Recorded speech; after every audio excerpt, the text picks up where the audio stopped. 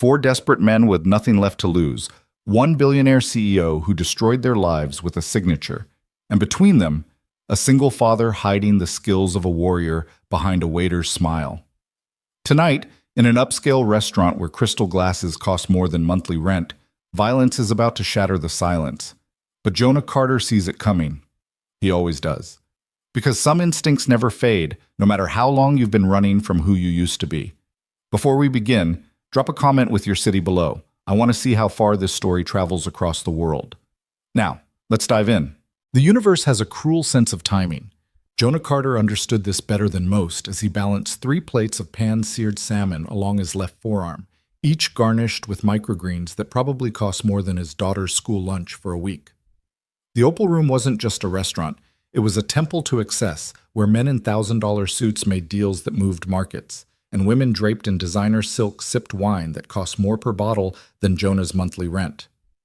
He'd been working here for 8 months. 8 months of "yes, sir," and "right away, ma'am." 8 months of swallowing his pride with every obsequious smile. 8 months of pretending he was just another faceless server in black slacks and a crisp white shirt, invisible to the people who ran the world from leather booths and corner tables. But tonight felt different. Jonah paused near the kitchen doors, that old familiar tingle running down his spine, the one that used to warn him when a domestic call was about to turn violent, or when a routine traffic stop was anything but routine. He'd learned to trust that instinct during his 12 years on the force. It had saved his life more than once.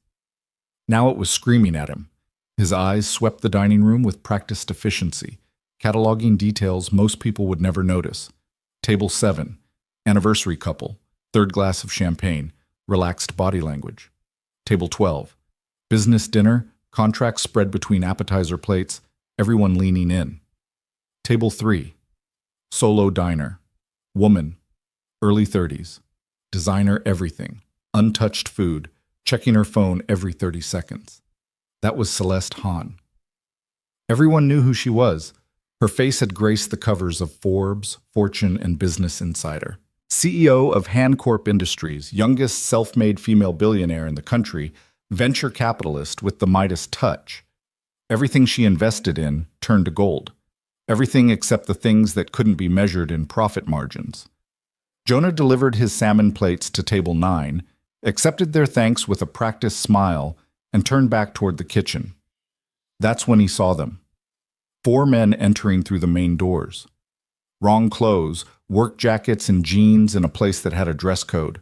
Wrong energy, tense shoulders, clenched fists, eyes that swept the room like targeting systems. Wrong everything. And they were all looking at table 3, at Celeste Hahn. "Shit," Jonah whispered. Marcus, the maitre d', was already moving to intercept them, his professional smile fixed in place. Jonah watched the lead man, early 40s, scarred knuckles, face carved from years of hard labor and harder luck, brush past Marcus like he wasn't there. The other 3 fanned out instinctively, the way men do when they've worked together long enough to move as one unit. Jonah's body made the decision before his mind caught up. He was already moving, weaving between tables with the fluid grace that came from years of martial arts training, not the clumsy urgency of panic. His daughter Emma's face flashed through his mind, her gap-toothed smile, her messy pigtails, her crayon drawings covering their apartment's refrigerator. I can't get fired. Not again. Not when we're finally starting to breathe. But that instinct, that goddamn reliable instinct, told him that if he didn't act right now, someone was going to bleed tonight. The lead man reached Celeste's table just as Jonah arrived. Up close, Jonah could see the tremor in the man's hands, not fear, but rage barely contained. Could smell the whiskey on his breath, see the broken capillaries in his eyes, read the desperation in every line of his face. "Ms. Hahn," the man said, his voice rough as gravel. "Remember us?" Celeste looked up from her phone, and for just a fraction of a second, Jonah saw genuine fear flicker across her perfectly composed features. Then it was gone, replaced by the cool mask of someone who'd built an empire on never showing weakness. "I'm afraid you have me at a disadvantage," she said, her voice carrying that particular kind of cultivated calm that rich people mistake for courage. "Have we met?" The man's jaw tightened. "Dawson Steel, Riverside facility. You pulled your investment 14 months ago. Ring any bells? Jonah saw it then. The recognition in Celeste's eyes, quickly suppressed. She knew exactly who these men were. And they knew she knew. "Gentlemen," Jonah interjected smoothly, stepping between them and the table with a practiced ease that made it look like he'd simply appeared there. "I'm going to have to ask you to back off, waiter boy." This from the second man, shorter but wider, with hands like hammers and eyes that had seen the inside of a cell. "This doesn't concern you." But Jonah had already clocked all four of them. The lead man, call him Alpha, was the emotional core, the one who'd organized this. The wide one, Beta, was the enforcer, the one most likely to throw the first punch. The thin man hanging back, Gamma, kept glancing at the exits, the one with enough sense to know this was a bad idea, but not enough spine to walk away. And the fourth, Delta, stood perfectly still, eyes locked on Celeste, hands in his pockets. Delta was the real danger. Too calm. Too focused. That was a man who'd already made his decision and was just waiting for the right moment. "You're right," Jonah said, keeping his voice low, conversational. "This doesn't concern me. But you know what does? My daughter's Christmas present. I've been saving for 3 months to buy her that bicycle she wants. The purple one with the white basket and the streamers. You know how much that costs? $217. That's what I've got in my savings account right now. $217. Alpha blinked, confused by the non sequitur. Good. Confusion broke momentum. "The hell are you talking about?" Beta growled. "I'm talking about the fact that if you gentlemen start something here tonight, I'm going to lose my job. And if I lose my job, Emma doesn't get her bicycle. So I'm asking, man to man, father to—" Jonah glanced at Alpha's left hand, saw the pale band where a wedding ring used to be. "Father, maybe? Give me 5 minutes. Let me comp you gentlemen some coffee. We can step out to the patio, and you can explain to Ms. Hahn here what you need to explain without the police getting involved." "We tried calling," Alpha said, his voice cracking. "Left messages, sent emails, got lawyers to send letters. Nobody listens. Nobody cares. So we stopped asking nicely." Celeste's phone buzzed. She glanced at it. Instinct, muscle memory, and Alpha's hand shot out, slamming down on the table hard enough to make the wine glass jump. Every head in the restaurant turned. "Don't you dare," Alpha snarled. "Don't you fucking dare check your phone while I'm talking to you. My wife—" His voice broke. "My wife is dying. Stage 4 pancreatic cancer. You know what that costs? You know what insurance doesn't cover? Do you have any goddamn idea what it's like to choose between your wife's pain medication and keeping the lights on?" Silence swallowed the opal room. Even the kitchen noise seemed to dim. Jonah recognized Alpha now, the scar over his left eyebrow, the slight hitch in his right shoulder, bullet wound probably, or maybe a factory accident. Tommy Briggs. He'd arrested him 11 years ago for disorderly conduct outside a bar. Drunk and belligerent, but not violent. Just a man who'd lost his temper after losing his job. Jonah had let him sleep it off in the drunk tank and dropped the charges. Tommy probably didn't remember him. Jonah had grown a beard since then, put on 15 pounds, traded his uniform for waiter's blacks. But Jonah remembered. He remembered everyone. "Mr. Briggs," Jonah said quietly. "Tommy, it's me, Officer Carter, from the 7th Precinct." Tommy's eyes widened, focusing on Jonah's face for the first time. "Carter? Jesus Christ, is that really you?" "It's just Jonah now. Not a cop anymore." Jonah kept his voice steady, gentle. "But I'm still the guy who gave you a break that night. Still the guy who believes people deserve a chance to be heard. So I'm asking you, please. 5 minutes on the patio. Let me get you coffee. Let me get Ms. Hahn to listen. The right way. Because this way—" He gestured at the restaurant full of staring faces. "This way ends with you in handcuffs and your wife spending Christmas alone." Something crumbled in Tommy's expression. The rage was still there, but now Jonah could see what lay beneath it. Exhaustion, grief, desperation so profound it had its own gravity. "Fine," Tommy said finally. 5 minutes. But she comes too. He pointed at Celeste. "No hiding behind lawyers and security. She looks us in the eye." Celeste stood, smoothing her skirt with hands that only trembled slightly. "I'll give you 10 minutes," she said. "But I want to be clear. I don't respond well to threats. We're past threats, Beta said quietly. We're at consequences. Jonah led them through the restaurant toward the back patio, feeling every eye in the place follow them. Marcus intercepted him near the kitchen. Jonah, what the hell are you doing? The maitre d' hissed. I've already called the police. Cancel it, Jonah said. Give me 15 minutes. The owner is going to I'll handle the owner, trust me, Marcus, please. Marcus stared at him for a long moment, then nodded reluctantly. 15 minutes. Then I'm calling them anyway. The patio was empty this time of night, too cold for the usual smoking crowd. String lights overhead cast pools of amber glow across wrought iron furniture. Beyond the decorative fence, the city sprawled in rivers of light and shadow. Jonah held the door as all 6 of them filed out, 5 men and 1 woman, separated by everything except their humanity. He grabbed a thermal carafe of coffee from the service station, some mugs, and followed them outside. The cold air hit like a slap. Celeste wrapped her arms around herself, and Jonah noticed she'd left her coat inside. He shrugged off his jacket, not the waiter's uniform jacket, but the worn denim one he'd draped over the back of a chair during his break, and held it out to her.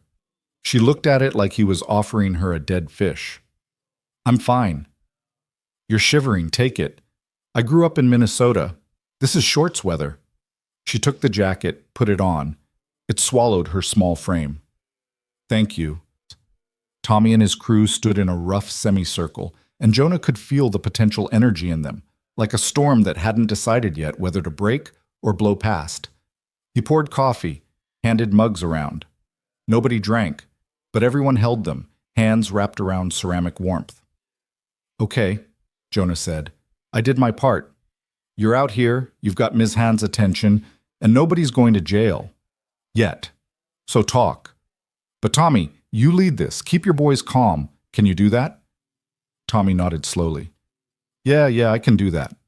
He turned to Celeste, and the look on his face, God, Jonah had seen that look before. On mothers who'd lost children to gang violence. On fathers who'd watched their kids disappear into addiction. It was the look of someone whose world had shattered, and who was holding on to the pieces with bleeding hands, refusing to let go, because letting go meant accepting it was really gone. Dawson Steel, Tommy said, you invested $40 million, promised to modernize the facility, expand operations, create new positions. We believed you. We bought houses based on that promise. Started families. My wife, Jessica, she quit her job because I was making enough for both of us, and she wanted to go back to school, finish her degree. She had 6 months left before she graduated. He pulled out his phone with shaking hands, held it up. The screen showed a woman in a hospital bed, emaciated, tubes running from her arms, but smiling. God, she was smiling. That was 2 weeks ago. She weighs 93 pounds. The doctors say maybe another month. Maybe. Celeste's face remained impassive, but Jonah saw her fingers tighten on the coffee mug. 18 months, Beta said, his voice rough. That's how long your investment lasted. 18 months. Then one day, we show up to work, and there's a sign on the door. Facility closed, liquidation sale. Check your final paychecks in the mail. After 23 years, that's how I found out I was unemployed. A fucking sign. I have 3 kids, Gamma added, speaking for the first time. His voice was younger than Jonah expected, mid-30s maybe. 7, 9, and 12. Know what I told them last Christmas? That Santa was running late. You know what I told them this year? That Santa isn't real. Because I can't lie to them anymore. I can't promise them things are going to get better when I've been looking for work for 14 months, and the only offers I get are minimum wage part-time with no benefits. I made $42 an hour at Dawson. Now I deliver pizzas for tips. Delta finally spoke, his voice eerily calm.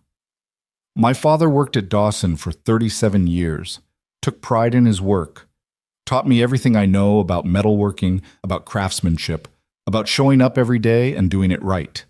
He killed himself 6 months after the plant closed, left a note that said, I don't know how to be anything else. Silence. Just the ambient noise of the city and the wind moving through the patio furniture. Celeste set down her coffee mug very carefully. When she spoke, her voice was quiet but firm. I'm sorry for your losses, genuinely. But you need to understand something. I'm not a charity. I'm an investor. Dawson Steele's management presented me with projections that didn't pan out. The market shifted. Demand dropped. The facility was hemorrhaging money. If I'd kept funding it, I would have lost everything I'd invested, and the company would have gone bankrupt anyway. At least liquidation returned some capital to stakeholders. Stakeholders, Tommy repeated, his voice hollow. Is that what we were? Not people. Not families. Stakeholders. That's business, Celeste said. You can't take it personally. My wife is dying, Tommy said, each word precise and terrible. How the fuck am I supposed to not take that personally? The air pressure changed. Jonah felt it, that shift from words to violence, from confrontation to crisis. Delta's hands came out of his pockets, and Jonah saw what he'd been hiding, not a weapon. Worse. Photographs. He spread them on the patio table like tarot cards predicting disaster. These are the guys from our crew who couldn't make it tonight, Delta said. Marcus Chen overdosed 3 months after the closure. Sarah Mitchell drove her car off a bridge. No note, but everyone knows. Jorge Ramirez, heart attack at 41 because he couldn't afford his blood pressure medication anymore. And 17 others. He looked at Celeste with eyes that held no anger, just an absolute zero of feeling that was somehow more frightening. 19 dead. That's not business, Ms. Hahn. That's a body count. Celeste stared at the photographs. Jonah watched her face, saw something crack in that perfect mask. I didn't know, she whispered. Would it have mattered? Beta asked. Celeste closed her eyes. I don't know. Jonah had been a cop long enough to know when someone was genuinely shocked and when they were performing. This was real. Whatever Celeste Hahn had told herself about Dawson Steele, whatever justification she'd wrapped herself in, she'd never connected her business decision to these faces, these names, these lives. Here's what's going to happen, Tommy said, and his voice had changed, gone flat and final. You're going to give each of us $200,000. Severance pay, compensation, blood money. I don't care what you call it. That covers Jessica's medical bills and funeral expenses. Covers Steve's kids' education, covers Darren's therapy, covers Mike's father's death benefits that should have gone to him. $200,000 times 4. That's $800,000. That's pocket change to you. That's extortion, Celeste said. That's justice, Beta countered. Call the cops. Please, let's get all this on record. Let's get the news involved. Let's talk about how Hancorp destroys communities and walks away clean. I'm sure your stockholders will love that. Celeste looked at Jonah, and for the first time since he'd started working at the Opal Room, he saw her as something other than the Ice Queen billionaire. He saw her as what she was, a woman in her early 30s who'd climbed so high she'd forgotten what the ground looked like, who'd made decisions from such altitude that she never saw them land. What do you think? She asked him. Jonah felt everyone's eyes turn to him. He thought about the easy answer, the safe answer. Thought about Emma waiting at home with Mrs. Chen, probably asleep on the couch with her favorite stuffed elephant. Thought about the purple bicycle with the white basket. Thought about all the times he'd taken the easy way, the safe way, and how it had landed him here, a former cop working as a waiter, hiding from his past, afraid of his future. I think, Jonah said slowly, that you're both wrong. Tommy's eyes narrowed. What? You're wrong, Jonah said to Tommy, because extortion doesn't fix anything. You'll get your money, spend it, and in a year or 5 or 10, you'll be right back where you are now because the money's gone and the skills you built your life on are still obsolete. And you, he turned to Celeste, are wrong because you think this is about money. It's not. It's about meaning. These men didn't just lose their jobs, they lost their purpose, their identity, their place in the world. You can't buy that back with a check. Then what do we do? Celeste asked. Jonah thought about it. Thought about his own years on the force, how he'd tried to solve problems with rules and regulations, with arrests and citations, and how he'd learned slowly and painfully that most problems couldn't be solved that way. That people needed something more fundamental than solutions. They needed to be seen, heard, acknowledged. You give them what they actually need, Jonah said. Not money, opportunity. You hire them. You create positions in your company that use their skills. You build a retraining program that helps them transition to whatever the future economy needs. You make them stakeholders in the real sense, people with a stake in their own future and the power to shape it. That's insane, Celeste said. I can't just create jobs out of nothing. You're a billionaire venture capitalist, Jonah countered. Creating value out of nothing is literally your job description. Tommy laughed, a bitter, broken sound. And what? We're supposed to trust her? After everything? No, Jonah said. You're supposed to trust yourselves. Trust that you have skills worth something. Trust that you can learn and adapt. Trust that you're more than the worst thing that ever happened to you. He looked at each of them in turn. I know about losing everything.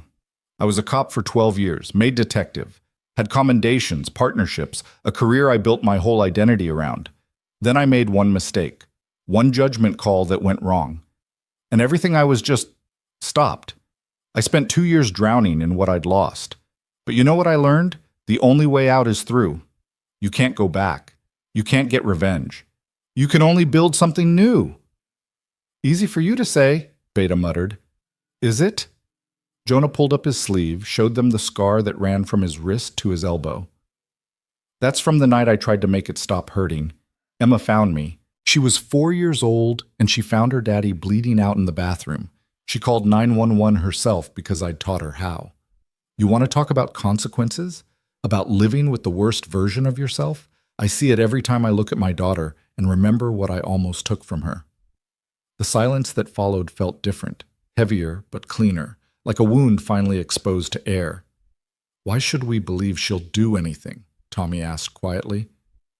Because I'll make sure she does, Jonah said. I'll quit here. I'll work for her. I'll be the liaison between you and Handcorp. I'll make it my personal mission to ensure that every promise made tonight is kept. And if she screws you over, I'll help you take her down. Legally, publicly, completely. Celeste stared at him. You're volunteering to work for me? You don't even know me. I know enough, Jonah said. I know you didn't come out here planning to have your conscience activated. I know you could have called security 10 minutes ago. I know you're still here because some part of you recognizes that these men are right. Not about the extortion, but about being owed something more than a signature on a termination notice. And if I say no? Celeste asked. Jonah shrugged. Then I walk back inside, Marcus calls the cops, these gentlemen get arrested, you get your name dragged through every newspaper and social media platform in the country, and everyone loses. But I don't think you're going to say no, because I think you're better than the person who pulled out of Dawson's Steel without looking back. And I think you know it too. Celeste wrapped Jonah's jacket tighter around her shoulders. She looked at the photographs still spread on the table, 19 faces, 19 stories, 19 lives that had ended because of a decision she'd made from the comfort of a boardroom. Okay, she said finally. Here's what I'll do. I'll create a division within Handcorp, Community Development and Workforce Transition. Its mission will be identifying workers displaced by economic shifts and providing them with retraining, job placement, and support services. The 4 of you will be the first participants and, if you choose, eventual employees helping to run the program. You'll have full benefits, competitive salaries based on your experience levels, and equity stakes in the division's success. I want that in writing, Tommy said. Contracts, legal and binding. You'll have it by Monday, Celeste agreed, and I want it on record. I'm doing this not because I was threatened, but because it's the right thing to do. Something I should have done 14 months ago. Delta gathered up the photographs carefully, reverently. What about the families who lost people? The ones who can't work? Scholarship fund, Celeste said without hesitation. For their children. And a memorial. Something permanent. At the old Dawson site, so no one forgets what was lost. Tommy extended his hand. Celeste took it. They shook, and Jonah saw both of them holding on a little longer than necessary, as if sealing something more than a business agreement. I'll need your information, Celeste said. All of you. Phone numbers, addresses, current employment status, and I'll need... She looked at Jonah. I'll need you. Actually, that position you volunteered for? I'm making it official. Community Relations Manager. $75,000 to start, full benefits, and you work directly with me to make sure this program succeeds. Deal? Jonah thought about Emma. Thought about the purple bicycle and the Christmas morning he'd been planning and the small, safe life he'd been building. Thought about the man he used to be and the man he'd been running from. Deal, he said, but I want $80,000 and Thursdays off to volunteer at Emma's school. Celeste smiled, a real smile, not the corporate one. Done. They went back inside together, all 6 of them, and the restaurant slowly returned to its normal rhythm. Marcus pulled Jonah aside as Celeste settled her bill. What the hell just happened? Marcus demanded. Something good, Jonah said. I think. Maybe. Ask me in 6 months. The owner is going to want a full report. Tell him I prevented a lawsuit, some very bad publicity, and possibly a violent incident. Tell him he's welcome. Celeste stopped at the door on her way out. Jonah? Thank you, I mean it. You could have walked away. No, Jonah said. I really couldn't. After she left, after Tommy and his crew left, after the restaurant finally closed and Jonah was hanging up his apron for what he realized was probably the last time, Marcus sat down with him at the bar. You're really leaving? Marcus asked. Yeah, I think so. You were a good waiter, terrible at remembering to polish the silverware, but good with people. Thanks. Can I ask you something? Why did you really do it? The whole negotiation thing. It wasn't just about keeping your job. Jonah thought about how to explain it, about the years he'd spent running from who he was, about Emma asking him every night about the stories from his police days, and him changing the subject because those memories hurt too much, about the weight of living half a life, hiding half himself. Because, Jonah said finally, I was tired of being afraid, tired of being small, tired of pretending that serving food was enough when I used to serve something bigger. And maybe I wanted Emma to see that her dad could still be brave, still be useful, still be someone worth looking up to. Marcus nodded slowly. That's a good reason. Yeah, Jonah agreed. Yeah, it is. He walked home through streets slick with late November rain, hands in his pockets, mind racing through everything that had just happened. Somewhere in the city, Tommy Briggs was probably lying awake next to his dying wife, holding her hand, whispering about a future that suddenly existed again. Somewhere, Celeste Hahn was probably in her penthouse, staring at contracts and wondering what the hell she'd just committed to. And somewhere, 3 other men were allowing themselves to hope for the first time in 14 months. Mrs. Chen met him at the door, finger to her lips. She's asleep on your bed. Wouldn't go down in her own room. Said she was waiting for you. Thanks, Mrs. Chen. What do I owe you? Dinner and the story of why you look like you just fought a war. Deal. Tomorrow night? After Mrs. Chen left, Jonah stood in the doorway of his bedroom, watching Emma sleep.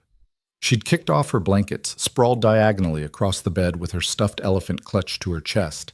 Her hair was a mess.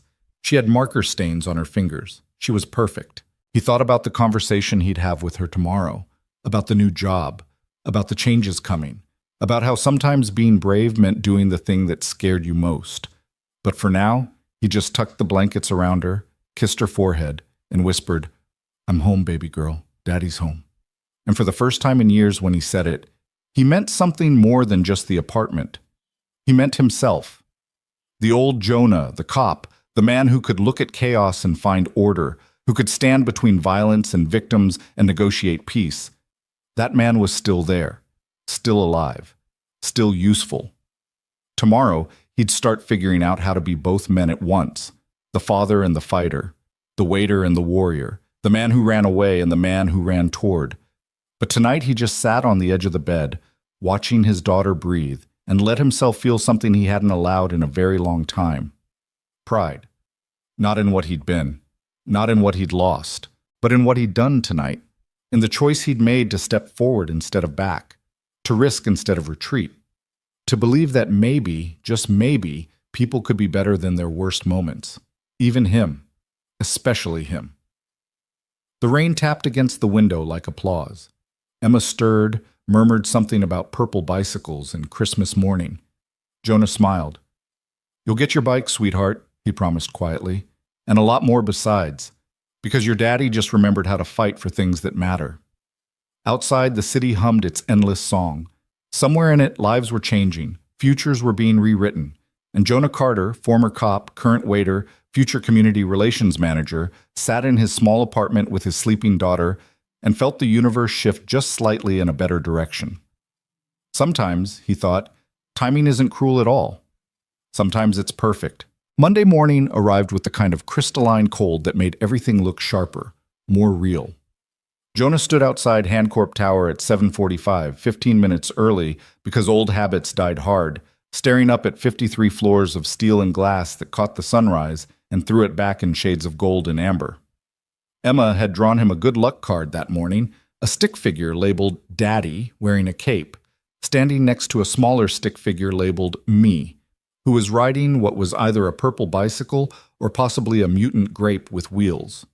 The artwork was questionable, but the message in her careful 6-year-old handwriting made his chest tight. You are my superhero. He tucked it into his jacket pocket before leaving, and now his fingers found it, traced the crayon lines through the fabric like a talisman. You going in, or are you planning to become a statue? Jonah turned to find Tommy Briggs standing beside him, looking uncomfortable in new khakis and a button-down shirt that still had the fold creases in it. The other 3 men stood behind him, Steve, Darren, and Mike, all dressed in variations of business casual that sat on them like costumes. Wasn't sure you'd show, Jonah said. Tommy shrugged. Jessica told me I'd be an idiot not to. Said if I screwed this up because of pride, she'd haunt me from the grave. His smile didn't reach his eyes. She's got 3 weeks left. Maybe 4. Doctor started using words like comfortable and dignity. You know what that means. Yeah, Jonah said quietly. I know what that means. They stood there together, 5 men who'd taken different roads to the same desperate intersection, all of them bound by the peculiar intimacy of having survived their worst moments and lived to face the aftermath. What if this is bullshit? Steve asked suddenly. What if we get up there and it's all just lawyers and waivers and, sorry, the position has been eliminated? Then we walk out, Jonah said. But we give her the chance to make good on her word. That's the deal. You really trust her? Darren's voice carried skepticism like a weight. No, Jonah admitted.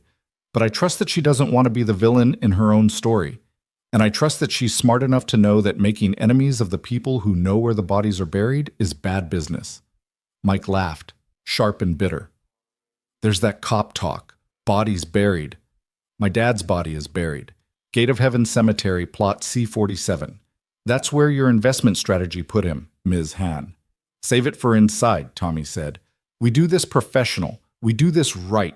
We don't give her an excuse to back out because we came in hot. They rode the elevator in silence, watching the numbers climb. The lobby had been all marble and minimalism, a temple to corporate achievement where even the air felt expensive.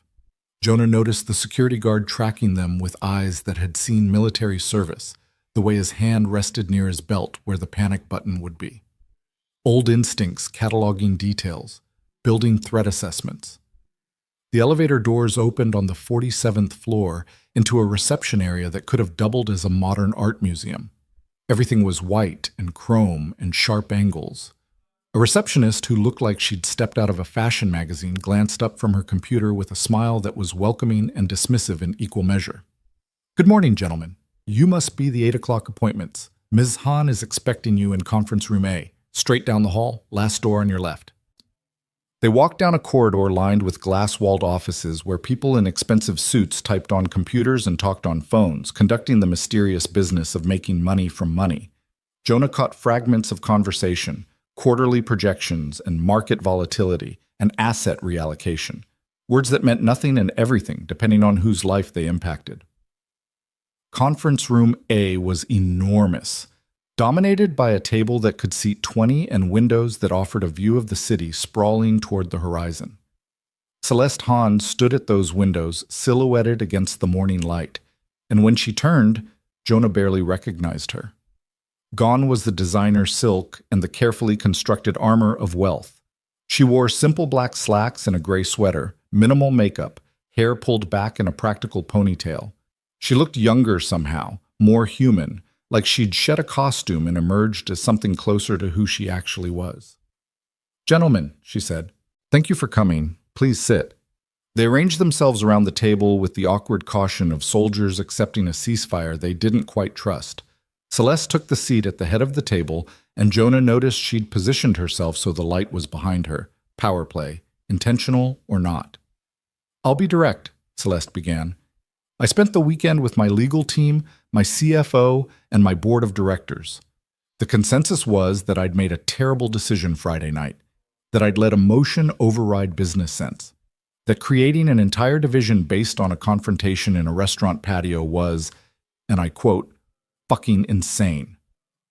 Steve started to stand. Tommy's hand on his arm stopped him. "I told them," Celeste continued, her voice steady, "that they were absolutely right. It is insane. It's also necessary. Because I looked at the data, gentlemen, really looked at it. Do you know how many communities have been impacted by Handcorp investment decisions over the past 5 years? 17. Do you know how many jobs were lost in total? 4,263. Do you know how many of those people found equivalent employment within a year? 11%. The numbers hung in the air like an indictment. "I built my career on being smart," Celeste said, "on making the hard choices, on understanding that business isn't personal. But somewhere along the way, I forgot that numbers represent people, that every percentage point is someone's mortgage, someone's marriage, someone's life. So yes, creating this division is insane. But continuing to operate the way I have been, that's worse than insane. That's willfully cruel." She opened a folder, distributed packets around the table. Jonah glanced at his contracts, benefit summaries, organizational charts. "This is the Community Development and Workforce Transition Division," Celeste explained. "Its mission is threefold: identify communities at risk from economic disruption, provide comprehensive support services for displaced workers, and create sustainable pathways to new employment. You four will form the core leadership team, reporting directly to Jonah, who reports directly to me." "What's the catch?" Tommy asked. "The catch is that you'll work harder than you've ever worked in your lives. The catch is that you'll be evaluated quarterly and held to the same standards as every other Handcorp employee. The catch is that this isn't charity, it's an investment, and I expect returns measured in lives rebuilt and communities stabilized. The catch is that you'll have to trust me when I say I'm committed to making this succeed, even when it gets difficult." "And when you decide the division isn't profitable enough," Steve challenged. "When the numbers don't add up and some consultant tells you to cut losses? What happens then?" Celeste met his gaze without flinching. "Then you'll have ironclad contracts that guarantee 12 months severance and full benefits continuation. Then you'll have the skills and experience from working here to land on your feet. And then you'll have proof that Celeste Hahn keeps her promises, even when it costs her." Mike leaned forward. "My father's memorial, the scholarship fund. Are those real?" "They're real. The memorial will break ground in March at the old Dawson site. The scholarship fund is already established, $2 million endowment, managed by an independent board. It'll provide 4-year college scholarships to children of displaced workers from any company impacted by Handcorp decisions. 10 scholarships per year, indefinitely." "Jesus," Darren whispered. "It's not enough," Celeste said quietly. "It doesn't bring anyone back. It doesn't undo the harm, but it's what I can do. It's what I will do." Jonah had been watching her carefully, using every interrogation skill he'd ever learned to read body language, vocal patterns, micro-expressions. Everything he saw told him the same thing. She meant it. Whatever had cracked open in her Friday night was still open, still raw, still honest. "I have a question," Jonah said. "Why me?" "You could hire an experienced HR director, a professional mediator, someone with actual credentials in community relations. Why trust this to a former cop who's been slinging salmon for minimum wage?" Celeste turned those sharp eyes on him. "Because you saw what needed to happen when everyone else was preparing for violence. Because you had nothing to gain and everything to lose, and you did it anyway. Because my people are very, very good at making money, but none of them would have thought to ask about a purple bicycle with a white basket." She paused. "And because I called your former captain, Dan Morrison, 7th Precinct. He spent 45 minutes telling me about Officer Jonah Carter, 12 years of service, 98% case closure rate, 3 commendations for valor, 2 for community service. He told me about the night you talked a suicidal teenager off a bridge, about the domestic violence case where you found housing for the victim and her 3 kids, About the way you could walk into chaos and make people feel safe. Jonah's throat tightened. He tell you about why I left? He told me you made a judgment call that resulted in a suspect being injured, that you were cleared of wrongdoing but couldn't forgive yourself, that you resigned before anyone could stop you. He also said you were the best cop he ever trained, and losing you was the department's loss. Celeste's expression softened. We all have things we can't forgive ourselves for, Jonah. The question is whether we let those things define us or whether we use them to become better. So this is what? Redemption? Steve's voice dripped sarcasm. We're all going to hold hands and sing Kumbaya while pretending that a fancy job title fixes everything? No, Tommy said, surprising everyone. This is a chance. This is more than we had on Friday. This is Jessica getting to see me go to work one more time in something other than a pizza delivery uniform. This is me telling her I'm going to be okay after she's gone. So yeah, maybe it doesn't fix everything, but it fixes enough. Steve looked at Tommy for a long moment, then nodded slowly. Okay, yeah, I'm in. Me too, Darren added. Mike was the last holdout. He stared at the contract in front of him like it might bite him. I need a guarantee. About the memorial. I need to know my father's name will be on it, that people will remember he existed, that he mattered. First name on the list, Celeste promised. Centered, bold. I'll send you the design mock-ups for approval before we begin construction. Mike picked up the pen with a hand that shook slightly and signed his name in careful, deliberate letters. The others followed, one by one, until all 4 contracts bore signatures. Welcome to Handcorp, Celeste said. Jonah will orient you this week. You start officially next Monday. In the meantime, I need you to start thinking about what support services displaced workers actually need. Not what consultants think they need, not what looks good in a press release. What would have helped you when Dawson closed? Time, Tommy said immediately. More time before the hammer fell. If I'd had warning, I could have saved money, started looking for work, prepared. Communication, Steve added. Someone to talk to who wasn't a robot on a customer service line. Someone who gave a damn. Training that wasn't bullshit, Darren said. Every workforce development program I applied to wanted to teach me to code or get certified in hospitality. I'm a machinist. I don't want to write software or serve coffee. I want to work with my hands. Where's the program for that? Healthcare, Mike said quietly. My dad needed his medications, needed his doctor. Lost both when he lost his insurance. That's what killed him as much as anything else. He just gave up when he realized he couldn't afford to be sick anymore. Celeste was taking notes, actually writing by hand on a legal pad. Okay, so we build a program with 4 pillars. Early warning systems to identify at-risk facilities, dedicated case managers for personalized support, industry-specific training that respects existing skills, and healthcare continuation support. What else? They spent the next 2 hours building the framework for something that had never existed before. 5 people from completely different worlds finding common ground and shared purpose. Jonah watched it happen with a kind of wonder, the way Tommy's natural leadership emerged once he felt heard, the way Steve's skepticism transformed into strategic thinking, the way Darren's quiet observations cut through bullshit to practical solutions, the way Mike's grief channeled itself into determination that no one else would lose what he'd lost. And Celeste, taking it all in, asking questions that proved she was actually listening, pushing back when ideas weren't feasible, but never dismissing them outright, treating these 4 men like the experts they were on the subject of their own lives. We should have representation, Tommy said suddenly. From the communities we serve, not just us making decisions for people like us, but people like us at every level of the organization. Advisory board, Celeste agreed. Quarterly meetings, voting power on major initiatives. I'll have legal draft the structure. When they finally broke for lunch, Jonah found himself alone with Celeste in the conference room, looking out at the city below. You think this can work? She asked.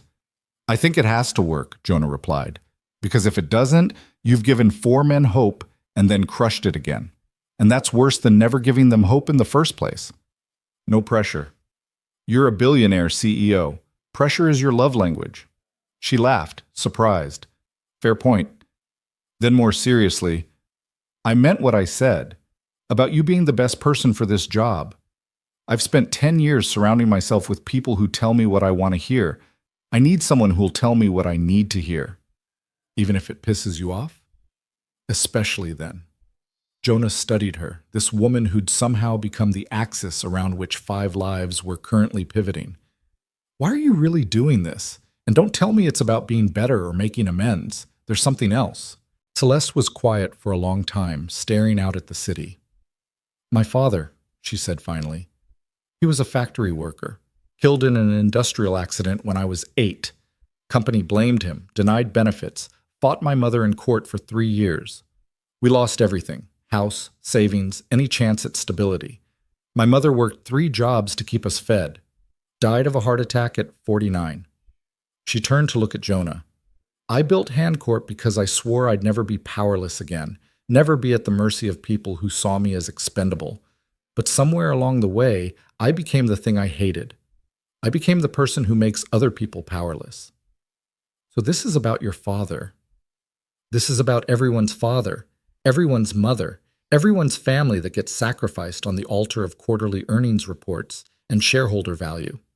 She smiled, but there was pain in it. And yeah, maybe it's about trying to become someone my father would have been proud of instead of someone he would have fought against. The honesty of it hit Jonah like a physical thing. He thought about his own father, dead from lung cancer when Jonah was 19, a plumber who'd worked himself to exhaustion and died without ever seeing his son make detective. Thought about the weight of living up to ghosts, of trying to justify your existence to people who couldn't answer anymore. He would have been proud, Jonah said, of this, of what you're trying to build. Maybe. Or maybe he would have said I should have done it years ago, that 19 people shouldn't have had to die before I figured out that numbers have names. They stood there together, 2 people carrying different versions of the same guilt, and Jonah felt something shift between them. Not attraction, or not just attraction, but recognition. The way soldiers recognized each other years after war. The way survivors recognized each other after tragedy.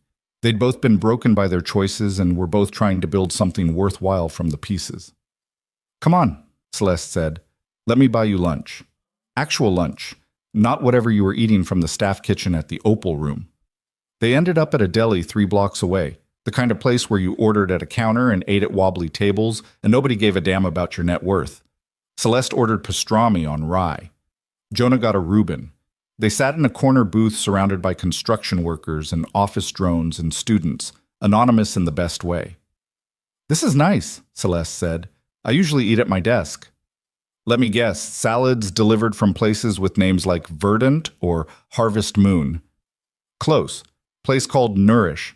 Everything's locally sourced and costs $30. How's it taste? Like virtue signaling.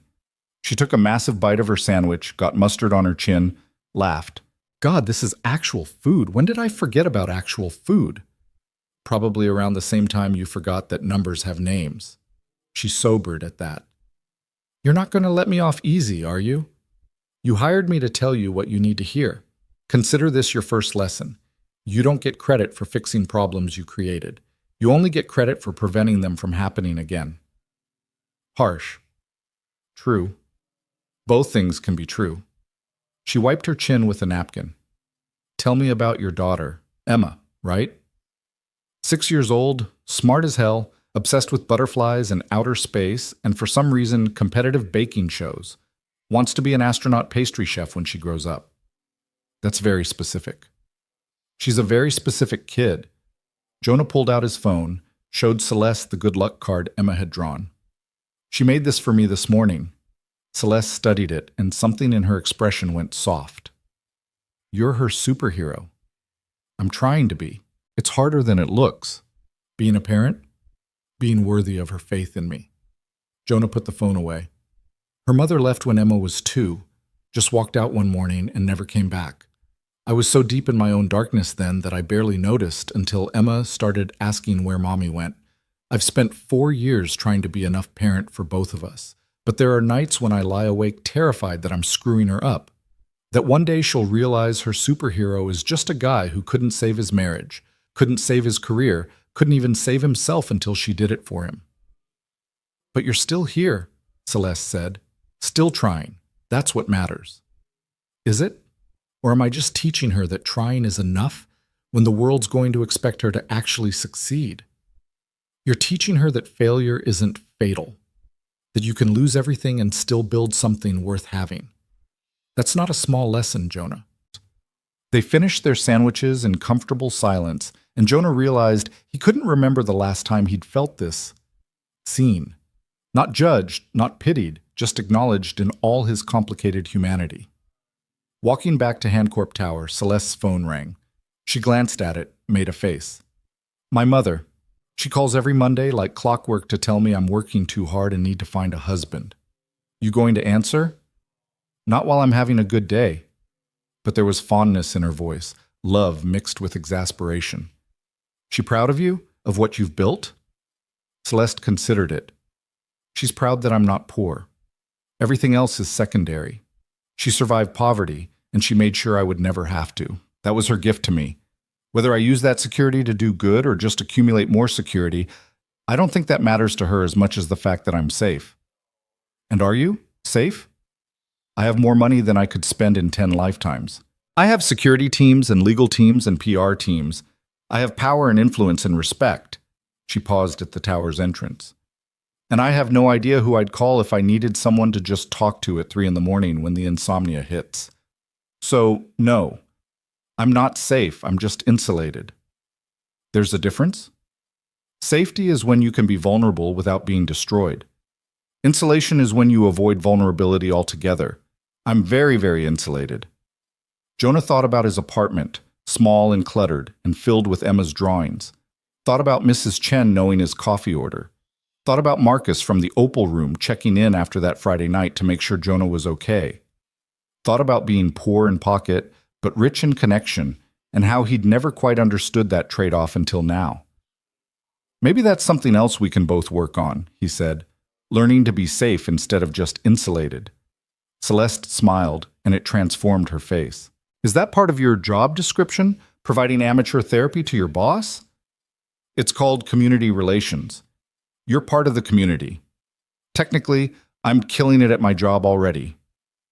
They rode the elevator back up, and Jonah spent the rest of the afternoon in meetings with HR about benefits and office space and technology needs. He signed forms until his hand cramped. He received a laptop, an access badge, a phone number, an email address. He became real in the corporate architecture, granted existence by the accumulation of credentials. At 6 o'clock, he headed home, taking the train through a city that looked different now. Not better or worse, just different. Like he was seeing it from a new angle, discovering neighborhoods he'd walked past 1,000 times but never really noticed. Emma met him at the door, launched herself at his legs. Daddy, did you have a good first day? Did you save anyone? Did you wear your cape? He scooped her up, held her tight. I wore my invisible cape. The one only smart 6-year-olds can see. I'm not 6 anymore. I'm 6 1/4. My mistake, 6 1/4, practically grown up. Mrs. Chen emerged from the kitchen, wiping her hands on a towel.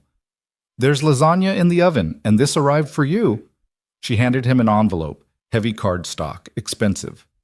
Inside was a note in elegant handwriting. Thank you for today, for your honesty, your compassion, and your terrible jokes about food. I think we're going to build something important together. CH. Tucked beneath the note was a check. Jonah stared at the amount, counted the zeros twice to make sure he wasn't hallucinating. $20,000. Holy shit, he whispered. That's a bad word, Emma informed him. You owe the swear jar 50 cents. The note continued on the back. Signing bonus. Buy the bicycle. Buy 10 bicycles. Take your daughter somewhere special, and next time we have lunch, it's your turn to pick the place. Jonah sat down heavily on the couch, Emma still in his arms, staring at a piece of paper that represented 6 months of rent, a year of groceries, security he hadn't felt since before everything fell apart. Daddy, are you crying? No, baby girl, I'm just... He wasn't sure how to explain it, how to put into words the feeling of being seen, being valued, being trusted with something bigger than himself. I'm just really happy. Did you get me my bicycle? He laughed, kissed the top of her head. Yeah, Emma, you're getting your bicycle. And you know what? We're going to get you whatever color you want. Purple, pink, blue, rainbow, anything. I want purple with a white basket, like I said before. Purple with a white basket, coming right up. That night, after Emma was asleep, Jonah sat at his kitchen table with a beer and the check and the note, thinking about the distance between Friday night and Monday evening. Thinking about Tommy visiting his dying wife with news of a future. Thinking about Steve and Darren and Mike, all of them breathing a little easier. Thinking about Celeste trying to build a bridge between who she'd been and who she wanted to become. He thought about his father, about Detective Morrison, about all the people who'd believed in him before he'd stopped believing in himself. And he thought about Emma's good luck card, still in his jacket pocket, a stick figure superhero drawn by someone who had every reason to stop believing but never did. His phone buzzed. A text from Tommy. Jessica wants to meet you. Can you come by the hospital tomorrow? She's having a good day. Jonah typed back. What time? Whenever you can. Room 412. She'll be up all day. I'll be there at lunch. Another text, this one from Celeste. Question. Should the advisory board have veto power or just recommendatory authority? Thoughts? He smiled, started typing a response, then stopped. Called her instead. She answered on the second ring. Jonah? Everything okay? Question for you. You ever actually turn off? Like, stop being CEO Celeste Ahan and just be a person? Silence. Then, I don't remember how. Learn, he said. That's not a suggestion. That's a condition of my employment. You want me to build this program right, you need to be a person while we do it, not a corporation in expensive shoes. That's pretty direct. I'm practicing my community relations skills. How am I doing? She laughed, and it sounded genuine. Terrible. Also, effective. Also, I appreciate it, even though I want to fire you a little bit right now. To answer your question, veto power, with oversight. They can block initiatives they think will cause harm, but they have to provide reasoning and alternative solutions. That way they're partners, not just rubber stamps. That's actually a good idea. I have them sometimes. Jonah? Yeah? Thank you for the check comment, for the lunch, for being willing to tell me I'm wrong. I haven't had that in a long time. You're welcome. Now go to bed. It's almost 11, and tomorrow you have meetings about quarterly projections or market volatility or whatever rich people meetings are about. Asset reallocation, actually. Even worse, definitely go to bed. She hung up, and Jonah sat in his quiet kitchen, feeling like the universe had shifted slightly on its axis in a way that mattered. Like maybe the distance between who he'd been and who he could become wasn't as vast as he'd thought. Like maybe redemption wasn't about erasing the past, but about building something better on top of it. He deposited the check using his phone's camera, watched the numbers appear in his account balance like magic, and allowed himself to feel something he'd rationed carefully for years. Hope. Not the desperate kind, the kind that required everything to go perfectly, but the steady kind, the kind that acknowledged things would be hard and messy and complicated and still believed they could work out. That was enough. For tonight, for tomorrow, for whatever came next. That was enough. The hospital smelled like industrial cleaner trying to mask something worse underneath. Jonah had been in dozens of hospitals during his years on the force. Crime scenes, witness interviews, notifications to families whose lives had just shattered, and the smell never changed. It was the smell of endings dressed up as medicine. Room 412 was at the end of a long corridor where fluorescent lights hummed their monotonous song. Jonah carried flowers he'd bought from the bodega on the corner. Nothing fancy, just daisies because they looked hopeful, and hope felt like the right currency for this moment. He paused outside the door, hearing voices within, Tommy's low rumble and a woman's lighter tone, speaking in rhythms that suggested a conversation they'd had 1,000 times before. He knocked softly. The voices stopped. "Come in," Tommy called. Jessica Briggs looked nothing like the photograph Tommy had shown them that night on the patio, and yet she looked exactly like it. The hospital bed diminished her, tubes and monitors creating a mechanical forest around her small frame, but her eyes were bright and alert and filled with the kind of fierce intelligence that terminal illness couldn't touch. "You must be Jonah," she said, her voice thin but steady. "Tommy's told me all about you, the cop who became a waiter who became a savior. Quite the resume." I'm not sure savior is the right word, Jonah said, setting the flowers on the windowsill next to a collection of cards and photographs. More like a guy who was in the right place at the right time with the right words. That's called grace, Jessica said. Whether you believe in that kind of thing or not. Tommy stood from the chair beside the bed, gestured for Jonah to take it. I'll grab us some coffee. You two can talk without me hovering. After Tommy left, Jonah sat down carefully, aware he was in sacred space, a marriage's final chapter, witnessed by machines that beeped their clinical commentary. He's terrified, Jessica said simply, of losing me, obviously, but more than that, of losing himself. Tommy's whole identity is wrapped up in being a provider, a protector. When Dawson closed, it didn't just take his job, it took his sense of purpose. You gave that back to him. Celeste Hahn gave it back to him. I just facilitated. Don't do that. Don't minimize what you did. Jessica's hand, impossibly fragile, reached toward him. Jonah took it gently, feeling bird bones beneath papery skin. I'm dying, Jonah. I know it. Tommy knows it. Everyone knows it. And the only thing making it bearable is knowing that when I'm gone, he'll have a reason to get up in the morning, that he'll have people counting on him, that he won't just disappear into grief. Jonah's throat tightened. He's stronger than you think. He's exactly as strong as I think, which is why I know he'll need that structure, that purpose, that community you're building. Promise me you'll look after him, not like a charity case, but like a partner. He needs to feel useful, Jonah. He needs to matter. He does matter. You both do. Jessica smiled, and despite the circumstances, it was radiant. You're a good man. Tommy said you had a daughter. What's her name? Emma. She's 6. 6 1/4, according to her. 6 is a magic age. Old enough to understand the world, young enough to believe in magic. Hold on to that as long as you can. Make her believe she can be anything, do anything. Don't let the world make her small. They talked for another 20 minutes, Jessica asking questions about Emma, about Jonah's plans for the division, about his hopes and fears and dreams. She had the gift of making you feel like you were the most important person in the world, like your story mattered specifically to her, and Jonah understood completely why Tommy loved her so fiercely. When Tommy returned with coffee, Jessica's energy was visibly fading.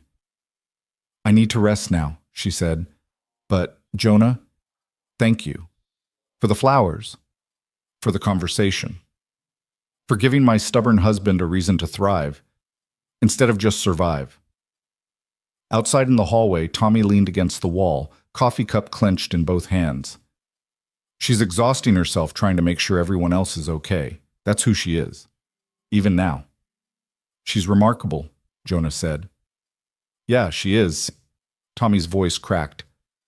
I don't know how to do this, man. How to watch her leave. How to be okay with it. You don't have to be okay with it. You just have to survive it. And then you build something from what's left. That's what she wants. That's what she needs from you. Tommy nodded, not trusting his voice. They stood there together in the hallway that smelled of endings. Two men who'd both lost pieces of themselves and were learning to construct new identities from the wreckage. Come on, Jonah said. Let's get out of here. Buy you lunch. Something terrible for you that Jessica would disapprove of. She'd approve of you getting me out of this hospital. I've been here 18 hours straight. They ended up at a burger joint that served food designed to clog arteries and lift spirits in equal measure. Tommy ordered something called the Widowmaker. Triple patty, bacon, fried egg, onion rings. Jonah got a regular cheeseburger and watched Tommy attack his meal with the kind of hunger that had nothing to do with food. Steve called this morning, Tommy said between bites. He's already started working on the early warning system. Wants to build a database of facilities at risk based on investment patterns, market trends, labor statistics. Kids got ahead for data I never knew about. And the others? Darren's reaching out to vocational schools about partnership programs. Mike's drafting the memorial design. We've got our first advisory board meeting scheduled for next month. Tommy paused. It's real, Jonah. This thing we're building, it's actually real. Did you doubt it? Every minute of every day. Still do, a little. Waiting for the other shoe to drop. For someone to say it was all a mistake. Jonah understood that intimately, the waiting for disaster, the inability to trust good things because every good thing in your life had eventually turned bad. I get it, but at some point you have to accept that maybe this is just what it is, a chance to do something that matters. No hidden agenda, no catch, just hard work toward a good outcome. You really believe that? I'm trying to. Fake it till you make it and all that. Tommy laughed, the first genuine one Jonah had heard from him. Jessica said you reminded her of her father. Said you have that same quality of making people feel safe just by being in the room. What happened to him? Her father? Factory accident. Same plant where I worked before Dawson. Some safety regulation got ignored because it was expensive to fix, and boom, gone. That's why she married me, I think. Saw her father in me, loved me for all the things that reminded her of him. That's not a bad reason to love someone. No, but it's a heavy responsibility. Being loved for who someone else was. Tommy finished his burger, wiped his hands. You ever think about getting back out there? Dating? Emma could use a mother figure. Emma could use a lot of things. A mother figure who's going to disappear when the relationship doesn't work out isn't one of them. Besides, what woman wants to date a single dad who's still figuring out how to be a functional human being? You'd be surprised. Women love a project, and you clean up decent when you're not covered in restaurant grease.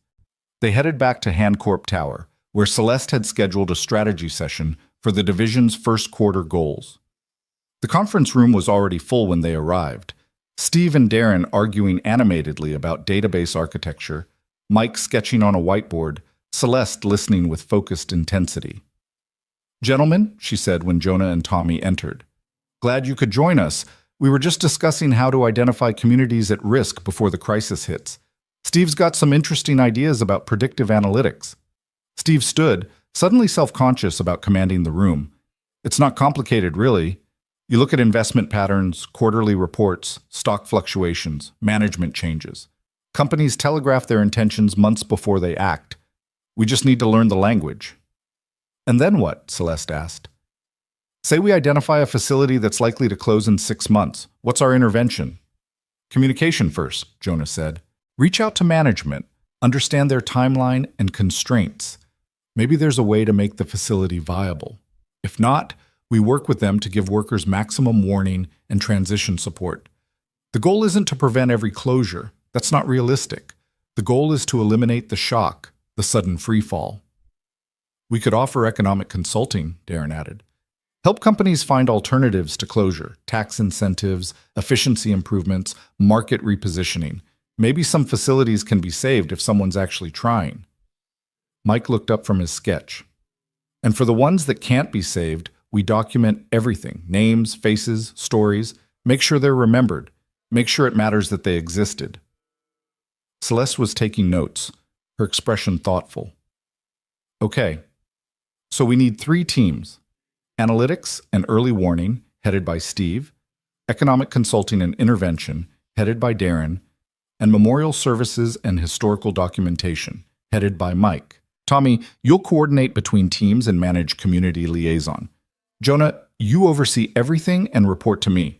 Does that structure work? They spent the next 3 hours building operational frameworks, arguing about budgets, debating strategies.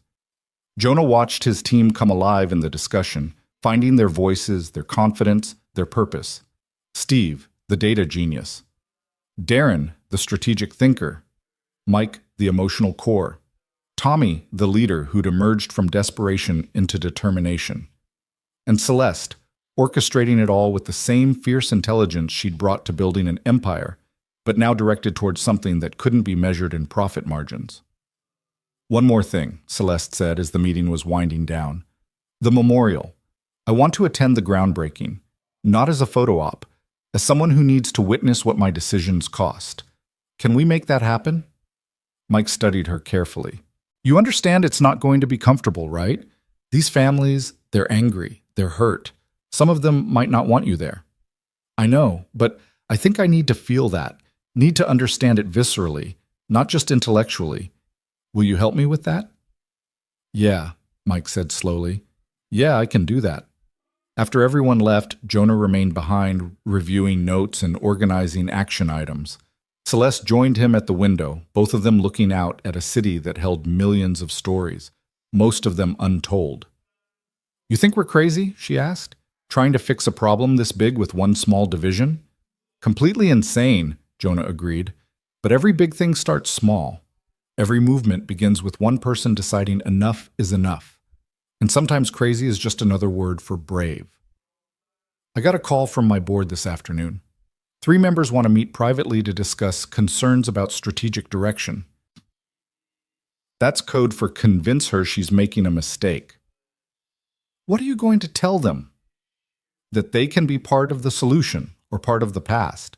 That Handcorp is evolving whether they like it or not. That if they want to jump ship, I'll help them find lifeboats. She turned to look at him. That sounds sufficiently boss-like? Terrifying, in a good way. His phone buzzed. Emma's school. He answered immediately, heart rate spiking with the particular fear of every single parent. Mr. Carter, this is Principal Davies, nothing to worry about, but Emma had a small incident on the playground. Another child pushed her and she scraped her knee. We've cleaned it up, but she's asking for you. I'll be right there. He hung up, grabbed his jacket. I have to go. Emma needs me. Of course, go. Family first, always. Jonah made it to Emma's school in 15 minutes, finding her in the nurse's office with a bandage on her knee the size of Texas, an expression that vacillated between brave and on the verge of tears. Daddy! She launched herself at him, and he caught her, held her tight. Hey, baby girl, I heard you had an adventure. Marcus pushed me because I told him his drawing was wrong. But Daddy, it was wrong.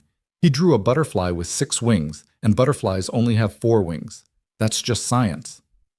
Jonah bit back a smile. And Marcus didn't appreciate the scientific correction? He said I was a know-it-all, and then he pushed me, and I fell, and it hurt. I bet it did. But you know what? You were right about the butterfly wings. And being right doesn't mean you deserve to get pushed. That's not how conflict resolution works. What's conflict resolution? It's a fancy way of saying how people solve problems without pushing each other. He set her down gently, crouched to her level. You want to know a secret? Part of my new job is teaching people how to resolve conflicts, how to disagree without being disagreeable, how to find solutions that work for everyone. Emma's eyes went wide. You're going to teach people how to not push each other? Something like that. And maybe you can help me. You could be my consultant on conflict resolution. What's a consultant? Someone who's really smart about something and helps other people learn about it. Think you could do that? She considered it seriously. I think I could, but I would need business cards. Consultants have business cards. Deal. I'll get you business cards. They'll say, Emma Carter, conflict resolution consultant, and assistant space butterfly expert. Obviously, that goes without saying. They stopped at the bike shop on the way home, and Emma's face when she saw the purple bicycle with the white basket was something Jonah would remember forever. Pure, undiluted joy. The kind of happiness that justified every sacrifice, every struggle, every moment of doubt. Daddy, it's perfect. It's exactly perfect. The bike was too big for her. She'd grow into it. But with training wheels and some careful adjustment, it worked. They walked it home together, Emma chattering nonstop about where they'd ride, what she'd carry in the basket, how all her friends were going to be so jealous. Mrs. Chen met them at the building entrance. That's quite a bicycle. My daddy got it for me because he has a new job saving people and solving conflicts and being important. Mrs. Chen raised an eyebrow at Jonah. Is that so? Something like that, Jonah confirmed. That evening, after Emma was asleep with her stuffed elephant and dreams of bicycle adventures, Jonah sat on his fire escape with a beer, watching the city's lights blur into constellations of human activity. His phone rang. Celeste. I hope I'm not calling too late, she said, but I wanted to check in. Is Emma okay? She's fine, bruised knee, bruised ego, but fundamentally fine. How did you know? You mentioned it when you left. I've been thinking about it, about what it must be like to be a single parent, constantly worried about the other shoe dropping, constantly torn between work and family. It's a special kind of exhausting, but you make it work because you have to. I've been thinking about that too, about the division's family support policies. We should offer flexible scheduling, remote work options, emergency childcare, make it possible for people like you to do this work without sacrificing time with their kids. That's not just good policy. That's revolutionary policy. Well, we're building something revolutionary. Might as well go all in. She paused. Jonah, can I ask you something personal? Shoot. Do you ever regret it? Having Emma? I don't mean you regret her specifically, but do you ever wish you'd had the freedom to take more risks, be more selfish, build a different life? It was the kind of question only someone without children would ask, but Jonah didn't hold it against her. Every parent has moments where they fantasize about their kid-free life, sleeping in, spontaneous travel, expendable income. But here's the thing. Emma made me better than I would have been without her. She forced me to grow up, to be responsible, to think beyond myself. Did it limit my options? Sure, but it expanded me in ways I didn't know were possible. She's the best decision I never consciously made. That's beautiful. That's parenthood. It's beautiful and terrible and exhausting and worth it, all at the same time. He took a pull from his beer. You thinking about kids? God, no. I can barely keep a houseplant alive. But I've been thinking about legacy, about what I want to leave behind when I'm gone. An empire doesn't feel like enough anymore. I want to leave something that makes people's lives better, in tangible, measurable ways. Then you're on the right track. This division, what we're building, it's the kind of legacy that lasts. Not because it has your name on it, but because it changes the equation for people who've been shut out of every other equation. They talked for another hour about everything and nothing. About Celeste's complicated relationship with her mother. About Jonah's memories of his father. About the weight of trying to be worthy of the people who believed in you, living or dead. It was the kind of conversation that happened in the dark, when guards were down and truth felt safer than performance. I should let you sleep, Celeste said eventually. But thank you. For listening. For understanding. For being someone I can be honest with. That's what friends do, Jonah said, surprised to realize he meant it. At some point, without planning it, they'd crossed from professional colleagues to something more human. Friends, Celeste repeated like she was testing the word's weight. I like that. I don't have many of those. You do now. After hanging up, Jonah sat for a while longer, thinking about friendship and legacy and the strange paths that led people to each other. 2 months ago, he'd been serving salmon to people who didn't see him. Now he was building a program that could change lives, working alongside people who'd become something like family, forming a bond with a billionaire CEO who was learning to be human again. The universe's timing was cruel, but sometimes it was also kind. His phone buzzed one more time. Tommy. Jessica had a good day today. Thanks for that. Means more than you know. Jonah typed back. Anytime. Any will see. That's what friends are for. And there was that word again. Friends. It seemed to be the theme of the evening, this rediscovery of connection, this slow rebuilding of community from the wreckage of isolation. Inside the apartment, Emma stirred, called out for him. Jonah went to her, found her sitting up in bed, half asleep. Daddy, will you tell me about the people you saved today? He settled beside her, stroking her hair. Today, I visited a very brave woman named Jessica. She's sick, but she's making sure everyone around her is going to be okay after she's gone. That's a different kind of heroism. Is she a superhero too? The best kind. The kind who saves people with love instead of powers. Emma thought about that, her eyes drifting closed again. When I grow up, I want to be that kind of superhero, the love kind. You already are, baby girl. You already are. He stayed with her until she was deeply asleep, then returned to his fire escape, to his beer and his thoughts and his growing sense that maybe, finally, he was exactly where he was supposed to be. Doing exactly what he was supposed to do, with exactly the people he was supposed to do it with. Below him, the city hummed its eternal song. Somewhere in it, Tommy was sitting beside Jessica's hospital bed, holding her hand through another night. Somewhere, Steve was building algorithms to predict disaster. Somewhere, Darren was drafting proposals to prevent it. Somewhere, Mike was designing memorials to ensure it was remembered. And somewhere, Celeste Hahn was sitting in her penthouse, looking out at the same city, learning to trade insulation for connection, to value impact over income, to become the person her father would have been proud of. They were all broken in their own ways, all carrying their own scars, all learning to build something beautiful from the shattered pieces of what they'd lost. That was enough. More than enough. That was everything.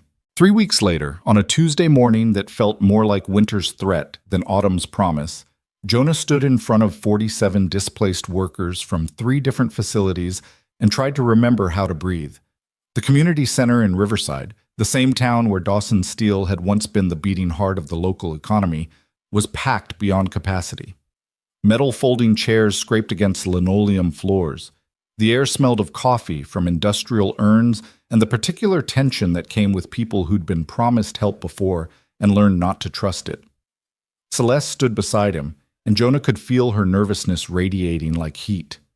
She'd dressed down for this: jeans, a simple sweater, minimal jewelry, but there was no disguising who she was. The room knew. They all knew. Tommy stepped forward first, his voice carrying the weight of lived experience. Most of you know me, Tommy Briggs. Worked at Dawson for 18 years before it closed. Lost my house, my savings, my wife's health insurance. Some of you were there that night we confronted Ms. Hahn. You know how that ended. Murmurs rippled through the crowd. Not friendly ones. Here's what you don't know, Tommy continued. In the 3 weeks since, we've built something real. A program that doesn't just throw money at the problem or offer you meaningless training in jobs that don't exist.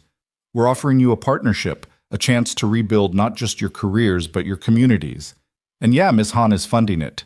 And yeah, I know that's complicated, but I'm asking you to listen, to give us 30 minutes. If you hate what you hear, walk out. No hard feelings. But at least hear us first.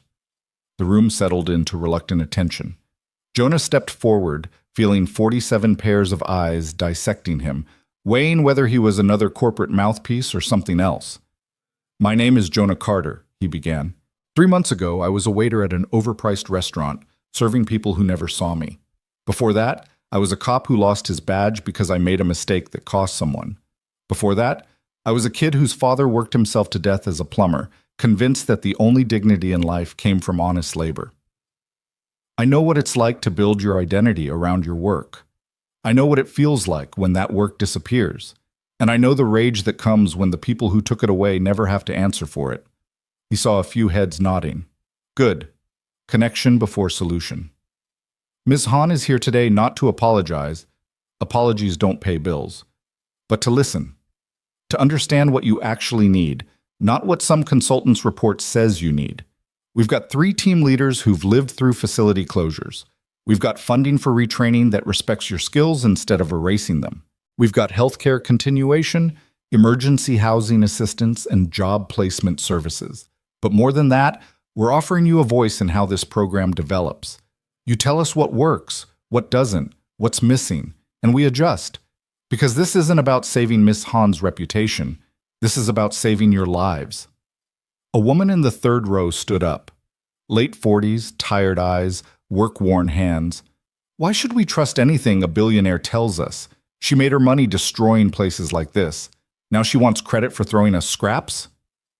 Celeste stepped forward before Jonah could respond. You're right, she said simply. You shouldn't trust me. I haven't earned it. I made decisions that prioritize profit over people. And I'm culpable for the damage that caused. This program doesn't erase that. Nothing can. But it's what I can do now, today, going forward. And if you participate, you hold me accountable. You make sure this isn't just PR. You make sure it actually helps. My husband killed himself, another woman said, standing. Jonah recognized her from the photographs Mike had shown, Jorge Ramirez's widow. He couldn't find work, couldn't pay for his medication, couldn't see a future. You want to help? Give me back my husband. The silence that followed was absolute and devastating. I can't, Celeste said, her voice breaking slightly, and I will carry that for the rest of my life. Your husband's name will be on the memorial we're building, first page. His story will be told. His life will be honored. It's not enough. It will never be enough. But it's what I can offer. Maria Ramirez, that was her name, Jonah remembered now, stood there trembling, tears tracking down her face. Then she walked out. Several others followed. Jonah felt the meeting teetering on the edge of collapse. He looked at Tommy, who nodded imperceptibly. Tag team. Steve, Jonah called. Show them what you've built. Steve came forward with his laptop, projecting onto a screen they'd set up. This is the early warning system. It tracks investment patterns, management changes, market shifts across every major manufacturing facility in the region. See this facility here? He pointed to a factory marked in yellow. Precision Parts Manufacturing in Oakdale. Our analysis suggests they're at high risk for closure in the next 6 months. We've reached out to management. They're struggling with outdated equipment and rising costs. Instead of letting them fail, we're working with them on modernization funding and operational efficiency. Maybe we save it. Maybe we don't. But the workers there will have months of warning, not days. They'll have support starting now, not after they're already desperate. A man near the back leaned forward. What kind of support? Darren stood. Depends on what you need. Some folks want retraining for different industries. Some want help starting their own businesses. Some want relocation assistance to where the jobs are. We match services to individual situations. No cookie-cutter solutions. What about age discrimination? Someone called out. I'm 58. Nobody's hiring 58-year-olds. Then we help you become unhireable by making you self-employed, Darren said. We've got small business development services, startup capital, mentorship. You've got skills and experience. We help you monetize that independently. The questions came faster now, less hostile, more pragmatic. What about healthcare? What about retirement benefits lost? What about the gaps in employment on resumes? What about transportation to training centers? What about childcare? The team fielded each one, and Jonah watched the room slowly shift from adversarial to cautiously hopeful. Not everyone. Some remained skeptical, arms crossed, unconvinced. But enough. Enough to build momentum. After the meeting, as people lined up to fill out intake forms and schedule assessments, Maria Ramirez returned. She walked straight to Celeste, and Jonah tensed, ready to intercept if necessary. I want to help, Maria said, with the memorial. I want to make sure you get Jorge's story right, that people understand who he was before this broke him. Celeste's composure cracked. I would be honored. Thank you. Don't thank me.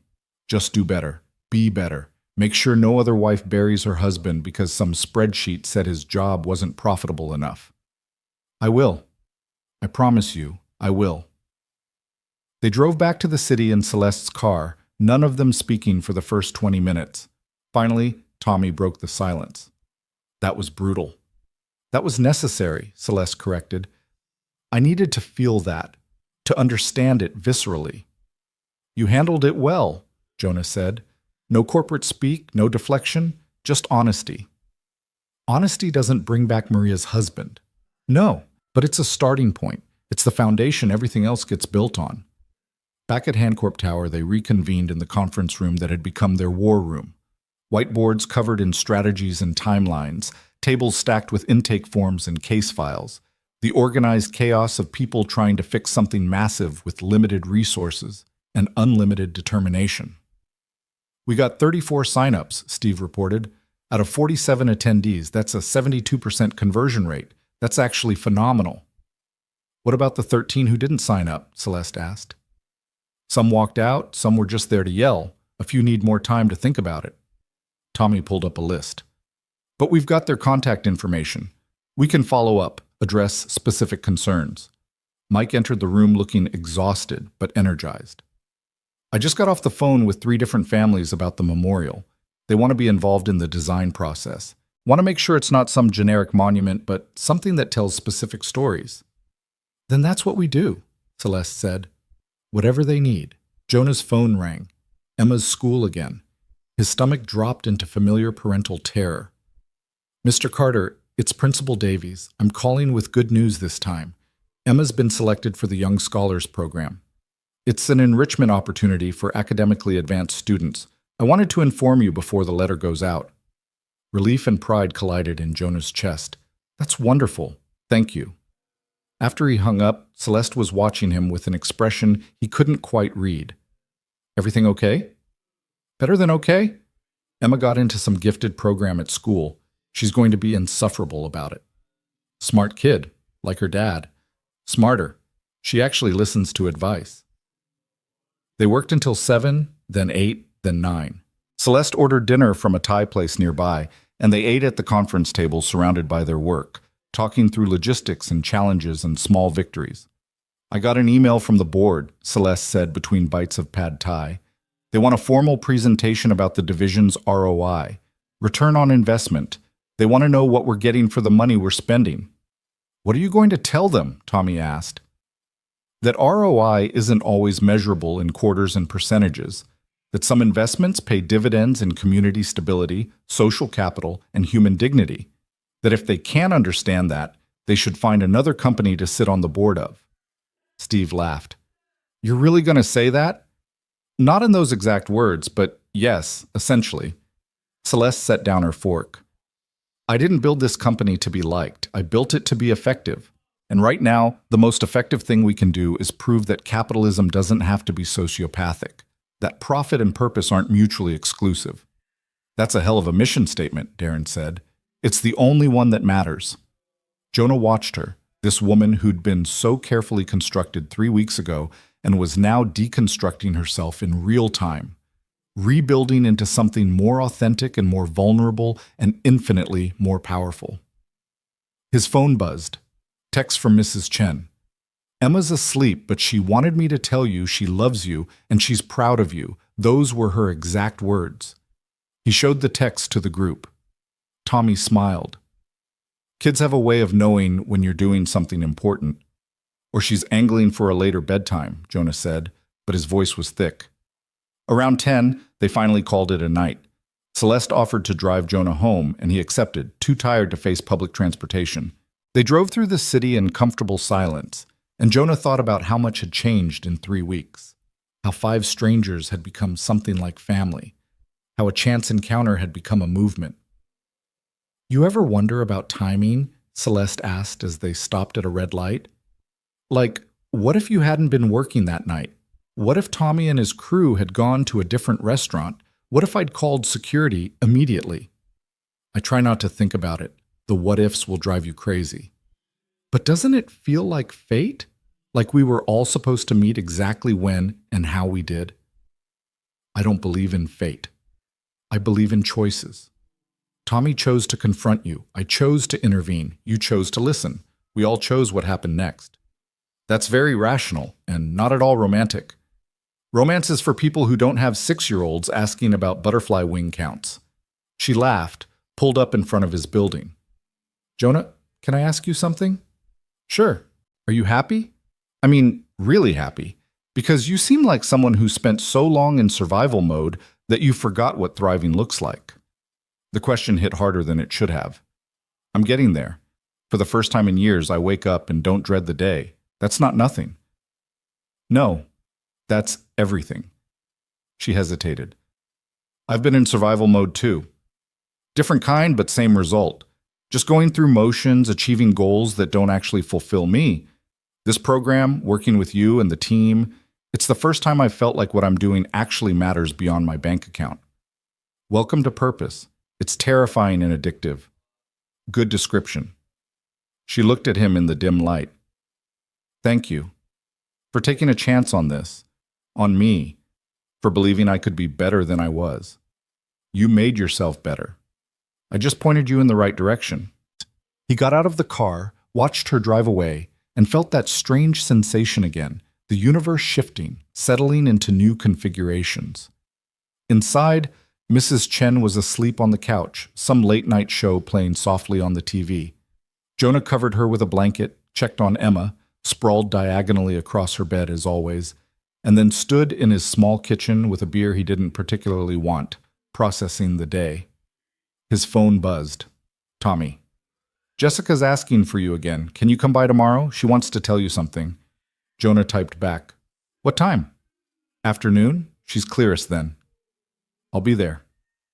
The next day, Jonah found Jessica sitting up in bed, looking frailer than before but mentally sharp. Tommy stepped out to give them privacy. He doesn't know I called you, Jessica said without preamble, and I need you to not tell him. Okay, what's going on? I'm stopping treatment. The doctors give me 2 weeks, maybe 3. The treatments are buying me days but costing me quality of life. I want to spend whatever time I have left actually living, not just surviving in a hospital bed. Jonah's chest tightened. Does Tommy know? I'm telling him tonight. But I needed to tell you first because I need you to promise me something.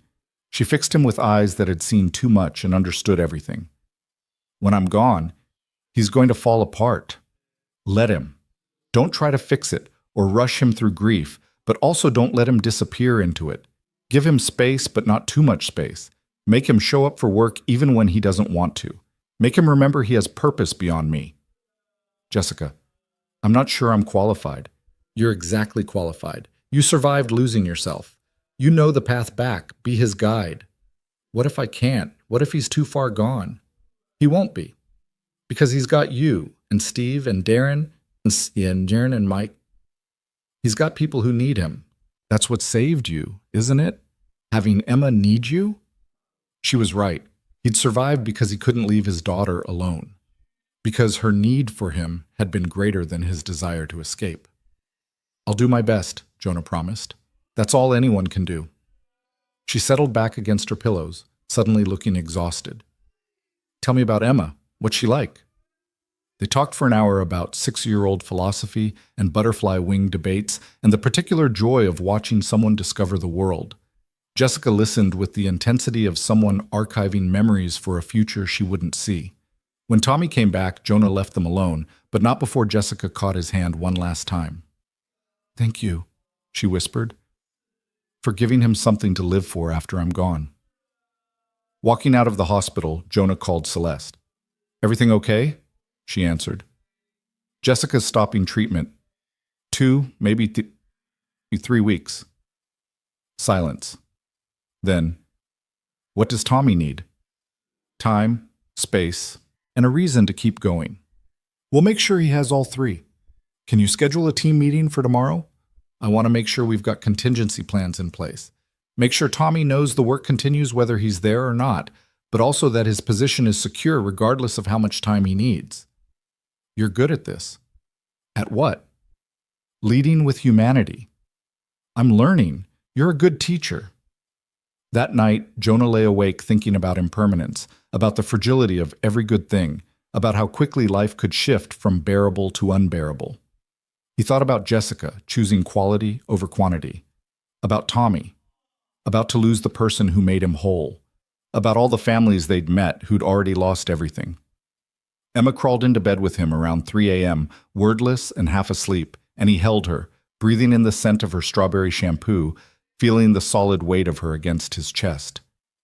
Daddy, she murmured, are you sad? A little bit, baby girl. Someone I know is very sick. Will they get better? No, but they're very brave about it. Emma thought about that with whatever logic 6-year-olds apply to mortality. When people die, they turn into stars, right? That's what you said when Grandpa died. He'd told her that because he couldn't bear to tell her the truth. That death was just absence, just nothing, just gone. That's right. They become stars. Then they're not really gone. We can still see them. Yeah, sweetheart, we can still see them. She fell back asleep in his arms, and Jonah lay awake until dawn, thinking about stars and survival and the incredible courage it took to keep living when everything hurt. The team meeting the next day was subdued. Tommy wasn't there. He'd sent a message that he was staying with Jessica, that she'd told him about stopping treatment, that he needed time. We proceed as planned, Celeste said. Steve, how's the Oakdale situation? Management agreed to our modernization proposal. We're allocating $500,000 for equipment upgrades. If this works, we save 200 jobs. And if it doesn't, we've got transition plans ready for every worker. Nobody gets blindsided. They worked through the agenda efficiently, professionally, but the empty chair where Tommy usually sat felt like an accusation.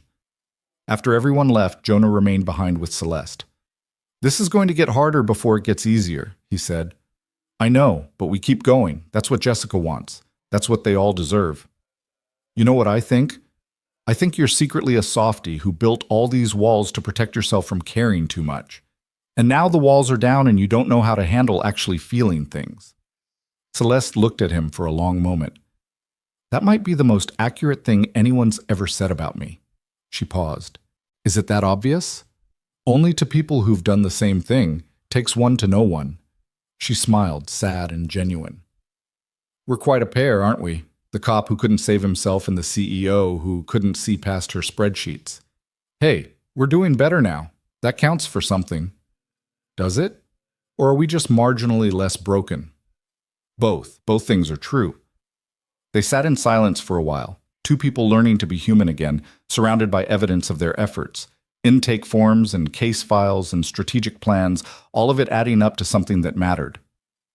I should go, Jonah said finally. Pick up Emma, make dinner, pretend to be a functional parent. You are a functional parent. Emma's lucky to have you. Most days I'm just faking it and hoping she doesn't notice. That's called parenting. You're doing it right. Walking home through streets that had become familiar, Jonah thought about luck and loss and the impossible mathematics of life. How you could gain everything and lose everything in the same breath. How joy and grief were often indistinguishable. How the only way through was forward. His phone buzzed. Tommy. She's sleeping, comfortable, at peace. Thank you for yesterday, for listening to her, for promising what you promised. It means everything. Jonah typed back, anytime, I'm here, whatever you need. The response came quickly. Just be ready.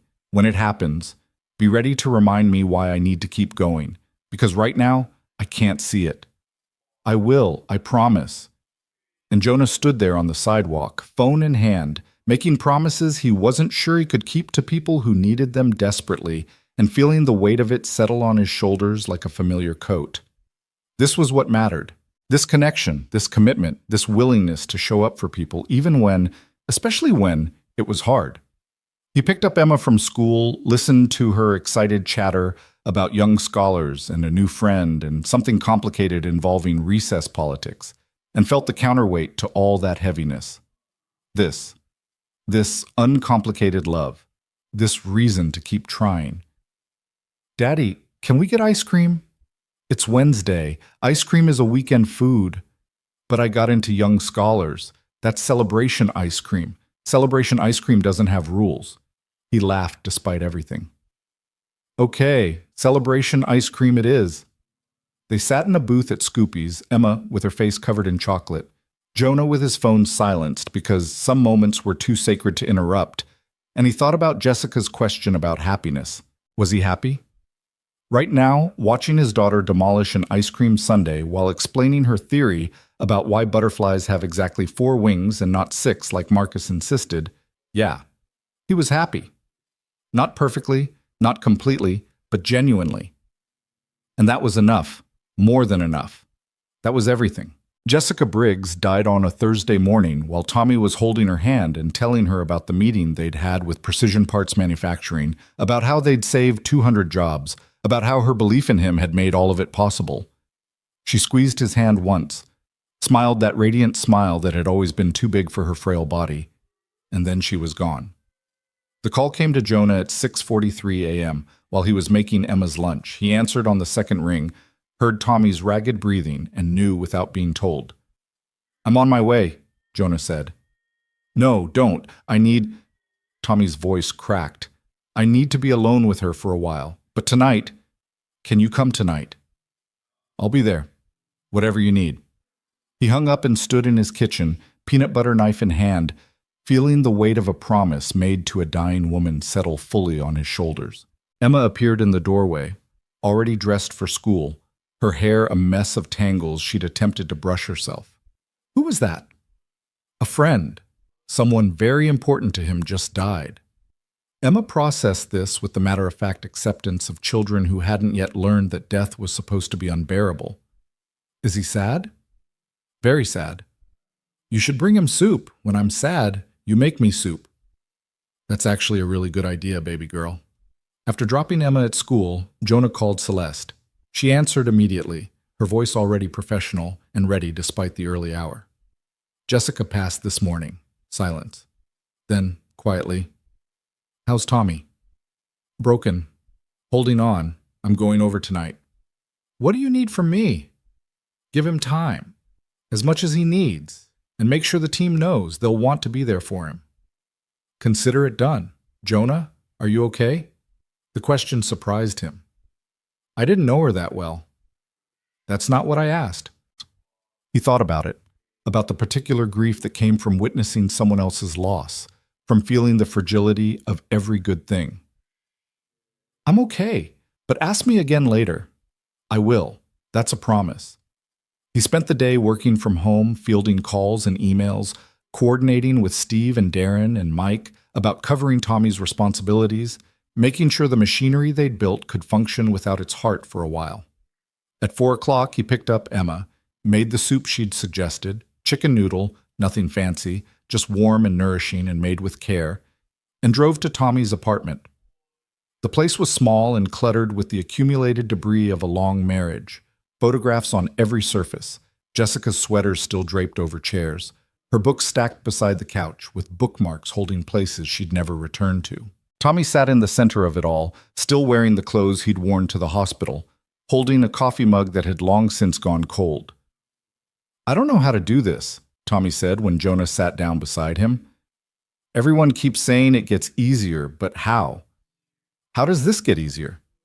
It doesn't get easier. You just get stronger, strong enough to carry it. I don't want to be strong. I want her back. I know, but that's not one of the options, so we work with the options we have. They sat in silence for a long time. Jonah heated up the soup, made Tommy eat half a bowl even though he claimed he wasn't hungry, made him drink water, made him talk about Jessica, not the dying, but the living. The early years, the inside jokes, the small moments that made up a marriage. She made me promise, Tommy said eventually. Promise I wouldn't give up. Wouldn't let this break me. She said I had too much work left to do, too many people counting on me. He looked at Jonah with red-rimmed eyes. How am I supposed to care about work when she's gone? You care because she asked you to, because the work matters, because other people are going through what you're going through, and you're the only one who understands it viscerally enough to actually help them. Jonah paused. And because when the grief is too big to handle, sometimes the only thing that saves you is having something outside yourself to focus on. Is that what saved you? Work? Work and Emma. Having someone need me kept me alive long enough to remember why I wanted to stay alive. Tommy nodded slowly. She was so proud of what we're building, kept telling everyone at the hospital about it. Nurses, doctors, other patients. She made it sound like we were changing the world. Maybe we are. In small ways. One person at a time. That's what she said. That small changes accumulate into transformation. That we just had to trust the process. Over the next 2 weeks, Jonah watched Tommy navigate grief with the same stubborn determination he'd brought to everything else. He showed up for work most days, sometimes leaving early, sometimes just sitting in meetings without contributing, but showing up. He spoke at Jessica's funeral with a strength that came from somewhere deep and unbreakable, telling stories that made people laugh and cry in equal measure. He threw himself into the memorial project with Mike, channeling his pain into ensuring that no one who'd been lost would be forgotten. And slowly, incrementally, he started to heal. Not recover. Recovery implied returning to what was and what was no longer existed. But heal. Build scar tissue. Learn to function with a piece of himself permanently missing. The memorial groundbreaking happened on a Saturday in late November, the kind of day where the sky threatened snow but hadn't yet committed. Over 300 people showed up, families of the lost, former Dawson workers, community members, and a surprising number of current HanCorp employees who'd heard about the project and wanted to bear witness. The site was the old Dawson Steel parking lot, already cleared and prepped. The memorial itself would be a curved wall of polished granite with names etched in chronological order, surrounded by a garden that would bloom in spring. At the center, a sculpture Mike had designed, abstract but unmistakably human, figures reaching toward each other, supporting each other, holding each other up. Celeste stood at the podium they'd erected, looking small and human against the backdrop of what her decisions had destroyed. Jonah stood nearby with Tommy, Steve, Darren, and Mike, ready to intervene if the crowd turned hostile. I won't stand here and tell you I understand your pain, Celeste began, her voice steady but not cold. I can't. What I can tell you is that I'm responsible for decisions that caused unimaginable harm to this community. That my pursuit of profit blinded me to the human cost of my actions, that I failed you, and I'm sorry doesn't begin to cover that failure. Someone in the crowd shouted something Jonah couldn't make out. Celeste didn't flinch. This memorial exists because 19 people died as a result of my decisions. 19 people who deserved better, who deserved warning, support, options, who deserved to be seen as human beings rather than line items on a balance sheet. This memorial exists to ensure we never forget them, to ensure their lives meant something, to ensure their deaths change how we think about the human cost of economic decisions. She stepped away from the podium, walked to where the first granite panel would stand, and placed a single rose on the ground. Maria Ramirez came forward next, placing a photograph of Jorge. Then others followed, one by one, bringing photographs, flowers, mementos, testimonials. The ground where the memorial would stand became a shrine to loss and memory and the insistence that these lives mattered. Tommy was last. He carried a small box, opened it to reveal Jessica's wedding ring. He held it up so everyone could see. "My wife Jessica didn't work at Dawson," he said, his voice carrying across the assembled crowd.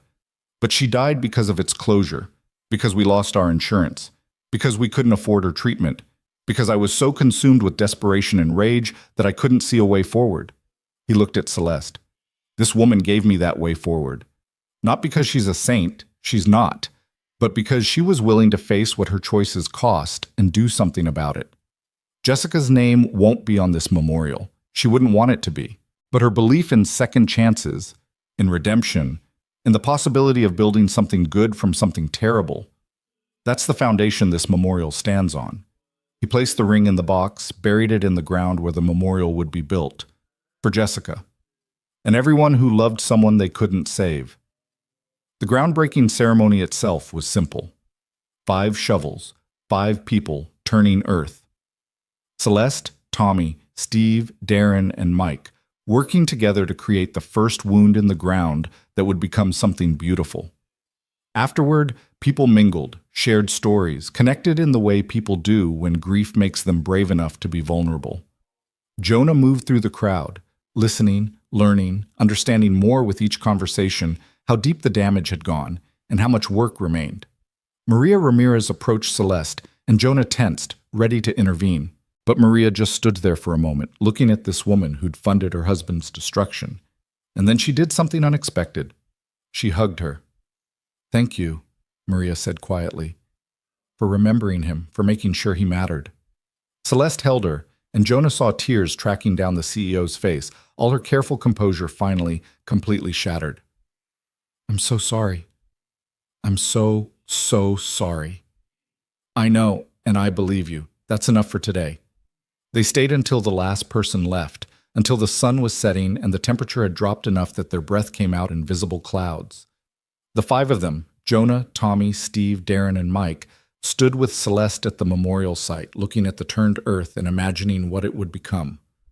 "Jessica would have loved this," Tommy said quietly. "She always believed in making meaning from pain." "She sounds like she was remarkable," Celeste said. "She was. And she believed in you, in what we're building. She said it was proof that people could change, that mistakes didn't have to be permanent, that redemption was possible. I hope she was right. She usually was."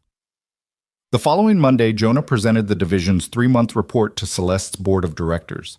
He'd prepared for hostility, skepticism, demands for hard numbers, and concrete ROI. What he got was more complicated. The boardroom was all dark wood and leather chairs, intimidating by design. 12 people sat around the massive table, each of them worth more money than Jonah would see in several lifetimes. Celeste sat at the head of the table, her face professionally neutral. Jonah began with the numbers they'd understand. "In 3 months, we've enrolled 147 displaced workers in our program. 89 have completed initial skills assessments. 63 are currently in retraining programs. 41 have secured new employment with an average salary within 15% of their previous positions. We've prevented 1 facility closure, saving 200 jobs. We've established partnerships with 12 vocational schools and 6 community colleges. Our operating costs are running slightly under budget." "What's the return on investment?" one board member asked. A man in his 60s, gray suit, expression suggesting he'd never believed in this project. "Depends on how you define return," Jonah said.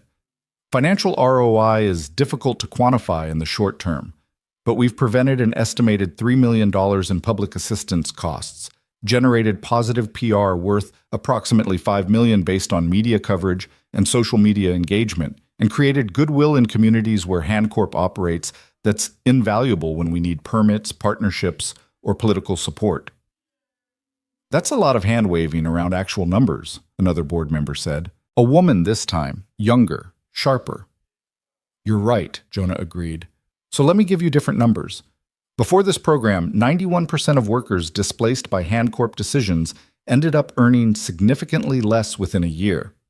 Many ended up on public assistance. Some ended up homeless, some died, from suicide, from lack of health care, from the particular kind of despair that comes from losing your purpose. Those outcomes created enemies. People who hated HandCorp, who hated Ms. Han, who had every reason to cause problems for us. He pulled up a slide showing social media sentiment analysis. 3 months ago, mentions of HandCorp on social media were 67% negative. Today, 43% positive, 32% neutral, 25% negative. That's a massive shift in public perception. That's communities starting to see us as partners rather than predators. That's worth something, even if it doesn't show up in quarterly earnings. You're asking us to value sentiment over profit, the gray suit said. I'm asking you to value long-term stability over short-term gains. I'm asking you to recognize that destroying communities creates enemies, and enemies eventually cost you more than programs like this.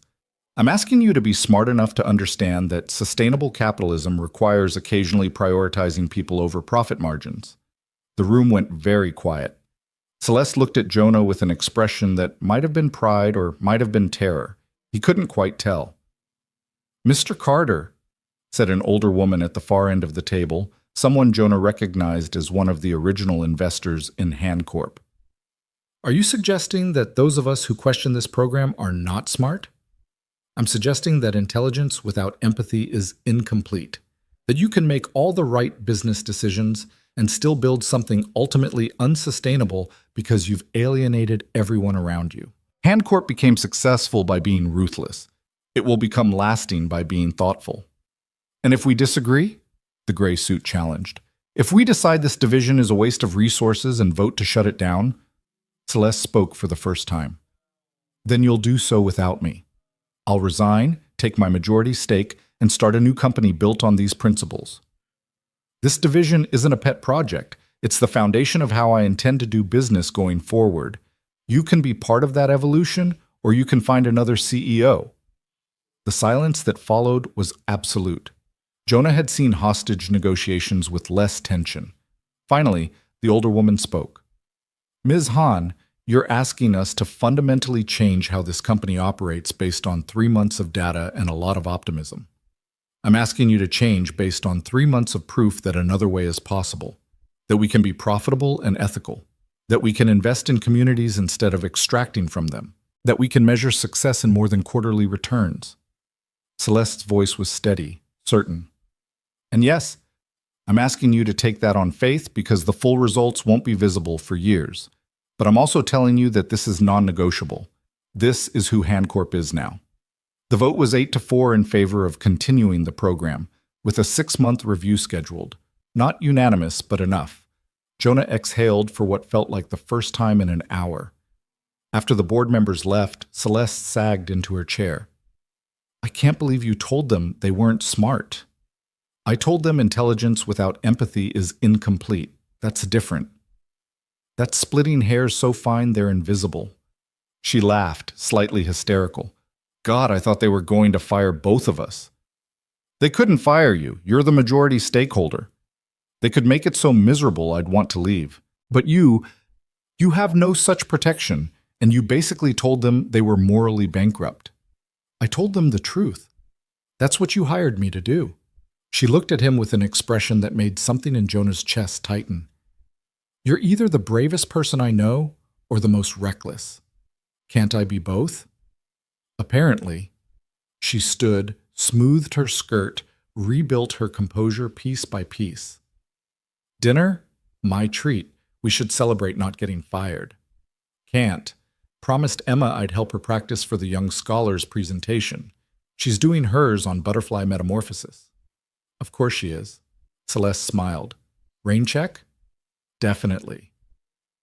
Walking out of Hancorp Tower, Jonah felt the adrenaline drain from his system, leaving him simultaneously exhausted and exhilarated. He'd just threatened a boardroom full of billionaires with uncomfortable truths and lived to tell about it. Jessica would have been proud. Tommy was definitely going to laugh at him. His phone buzzed. Phone. Text from Tommy. Heard you made the board cry. Legend. Jonah typed back, slightly exaggerated. Only one board member looked tearful, and it might have been allergies. Still counting it as a win. Drinks later? Can't. Emma duty. But tomorrow? It's a date. Emma's Young Scholars presentation was scheduled for Friday evening, a showcase where selected students demonstrated their projects to parents and teachers. Jonah spent the week helping Emma build a display board with photographs of different butterfly species, charts showing the stages of metamorphosis, and her own hand-drawn illustrations of the process. Why do they have to change so much?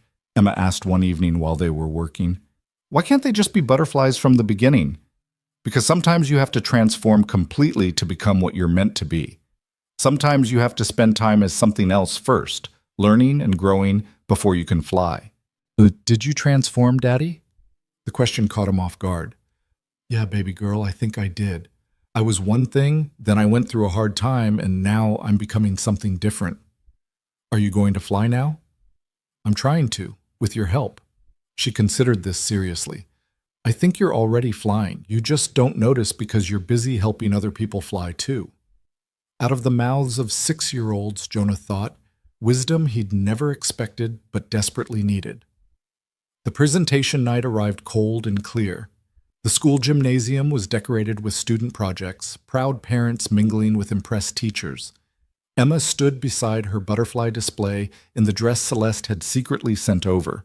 Nothing too fancy, just pretty and age-appropriate, with butterflies embroidered on the hem, and explained metamorphosis to anyone who'd listen. Jonah watched from a distance, heart full to bursting. Tommy appeared beside him dressed in the first suit Jonah had seen him wear, looking uncomfortable but present. Jessica would have loved this, Tommy said quietly. She always said kids are proof that transformation is possible. She was right about a lot of things. Yeah, she was. They stood together, two men learning to live with loss, watching a 6-year-old explain how caterpillars become butterflies, and finding hope in the metaphor. Celeste arrived late, slipping in the back with an apologetic wave. She'd come straight from another meeting, still in full CEO armor, looking completely out of place among the casual parent crowd. Emma spotted her, waved enthusiastically, and Celeste waved back with genuine warmth. After the presentation, Emma received a certificate of achievement and promptly demanded ice cream to celebrate. Jonah agreed, and to his surprise, Tommy and Celeste joined them. The four of them crammed into a booth at Scoopy's, billionaire CEO, former factory worker, ex-cop single dad, and one precocious first grader, eating ice cream and discussing butterfly wing counts and the merits of celebration versus weekend food categories. I think, Emma announced with chocolate on her face, that celebration ice cream should be allowed anytime someone transforms into something better, like butterflies. Or like Daddy did. Or like you did, Ms. Celeste. Did I transform? Celeste asked, amused.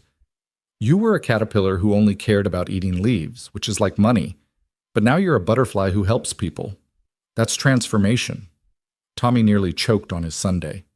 Jonah tried to look apologetic while also trying not to laugh. Emma, that's not exactly... Jonah began. No, she's right, Celeste interrupted. That's exactly what happened. I was so focused on consuming money, success, power, that I forgot to become something beautiful, something useful. Thank you, Emma. That's the best assessment of my character arc I've ever heard. What's a character arc? It's how people change in stories, how they start as one thing and become another. Then everyone has a character arc, because everyone changes. Not everyone, Tommy said quietly. Some people get stuck, stay caterpillars forever. Then they don't get to fly, Emma said simply, and flying is the best part. Later, after Emma was asleep and Jonah sat on his fire escape with the cold night air clearing his head, he thought about character arcs and transformation and the strange journey that had brought him from that restaurant patio to this moment. Thought about Jessica's belief in redemption, about Tommy's resilience, about Steve and Darren and Mike rebuilding their lives, about Celeste learning to value impact over income, about Emma explaining it all with the clarity of someone who hadn't yet learned to complicate simple truths. His phone rang. Celeste. "Can't sleep?" she asked. "Too much to think about." "Same. I keep replaying the board meeting, keep wondering if I made the right call, threatening to resign." "You did, because it wasn't a bluff. You meant it." "I did. That's what scares me. 6 months ago, Hancorp was everything. Now it's just a means to an end. When did that happen?" "When you remembered that tools are only as valuable as what you build with them." Poetic. "Emma's been teaching me about butterfly metaphors. It's rubbing off." She laughed. "Jonah, can I tell you something?" "Always." "I'm happy. For the first time in years, maybe ever, I'm actually happy. Not satisfied, not successful, not accomplished. Happy. And it's terrifying because I don't know how to protect it." "You don't protect it. You nurture it. You make choices that feed it. You surround yourself with people who support it. You accept that happiness is fragile and choose it anyway." "Is that what you do?" "I'm trying to. Some days better than others." "We're quite a pair. The CEO learning to be human and the cop learning to be brave again. Don't forget the factory worker learning to lead, the data guy learning to trust his instincts, the strategist learning to dream, and the artist learning to remember. And a 6-year-old teaching us all about transformation. Especially that." They talked until late, about everything and nothing, about the memorial and the program and the future they were building together, about Emma's butterfly wisdom and Tommy's resilience and the particular grace of watching people become better versions of themselves. 3 months later, on a March morning that smelled of rain and new beginnings, the memorial was completed. The dedication ceremony was smaller than the groundbreaking, more intimate. Just the families, the team, and a few community members. The granite wall gleamed in the soft light, 19 names etched in permanent reminder. The garden around it was planted but not yet blooming. That would come with time, with patience, with the trust that buried things eventually grow. Tommy stood at his wife's stone, not on the memorial itself, but placed nearby at his request. Jessica Marie Briggs believed in second chances, made them possible. "She'd be proud of you," Jonah said, standing beside him. "Of all of this." "I hope so. I'm trying to live up to her faith in me." "You're doing more than that. You're honoring her memory by helping others avoid your pain." The program had grown beyond what any of them had imagined. 347 workers enrolled, 2 facilities saved, partnerships with 17 educational institutions. A model other companies were starting to replicate.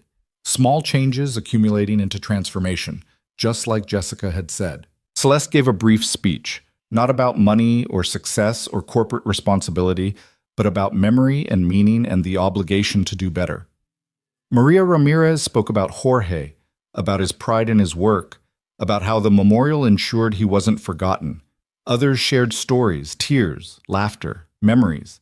And when it was done, when everyone had placed their flowers and said their goodbyes and drifted back to their lives, Jonah found himself alone at the memorial with Emma. She studied the names carefully, sounding out the difficult ones. "Why do people need memorials, Daddy?" "Because forgetting is easy. Remembering takes effort. Memorials remind us to make that effort." "So we don't make the same mistakes?" "Exactly."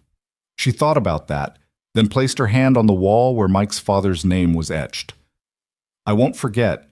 I'll remember that people's jobs matter, that their lives matter, that butterfly transformations only work if you take care of the caterpillars." "That's exactly right, baby girl." Walking back to the car, Emma's hand in his, Jonah thought about the distance between that Friday night in November and this March morning. Thought about how 5 desperate men and 1 ruthless CEO had collided and somehow created something beautiful from their combined brokenness. Thought about Jessica's wisdom and Tommy's strength and Celeste's transformation and his own slow, difficult journey back to wholeness. Thought about how the universe's timing was cruel and kind in equal measure, how every ending created space for new beginnings, how loss and hope were often indistinguishable. His phone buzzed. Text from Celeste. "Dinner tonight? My place? I'm cooking. Well, attempting to cook." No promises on edibility. He typed back, "Can Emma come? She'll want to supervise. Please bring her. I need all the help I can get." That evening, in Celeste's penthouse, that had slowly accumulated personal touches, photographs, Emma's artwork on the fridge, a purple bicycle parked by the door for when Emma visited, they attempted to make lasagna together. It was chaos. Flour everywhere, sauce on the ceiling, Emma directing operations with the confidence of someone who'd watched every cooking show ever made. Tommy arrived with garlic bread. Steve and Darren brought wine. Mike showed up with dessert. They crammed around Celeste's dining table, this unlikely family built from crisis and choice, eating mediocre lasagna and excellent company. "To transformation," Celeste said, raising her glass. "To second chances," Tommy added. "To Jessica," Mike said quietly, "who believed in all of this before any of us did." They toasted, and Jonah looked around the table at these people who'd become essential to him, to Emma, to the version of himself he was becoming.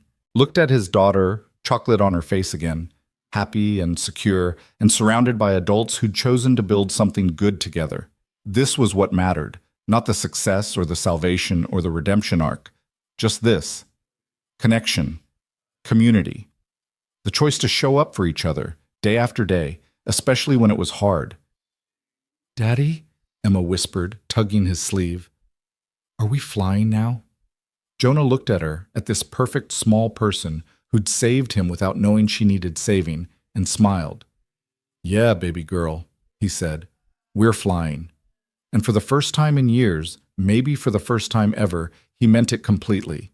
Not metaphorically, not aspirationally, but actually. They were flying. All of them.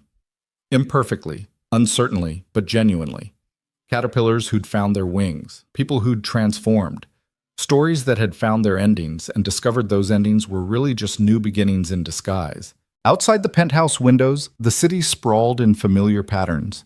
Millions of lives intersecting and diverging, each one carrying its own potential for transformation. Somewhere in it, another person was facing their worst moment. Another community was fracturing. Another decision was being made that would ripple through lives in ways its maker couldn't imagine. But also somewhere in it, someone was choosing differently. Someone was seeing people instead of numbers. Someone was believing that second chances were possible, that mistakes didn't have to be permanent, that small changes could accumulate into something revolutionary. And that was enough.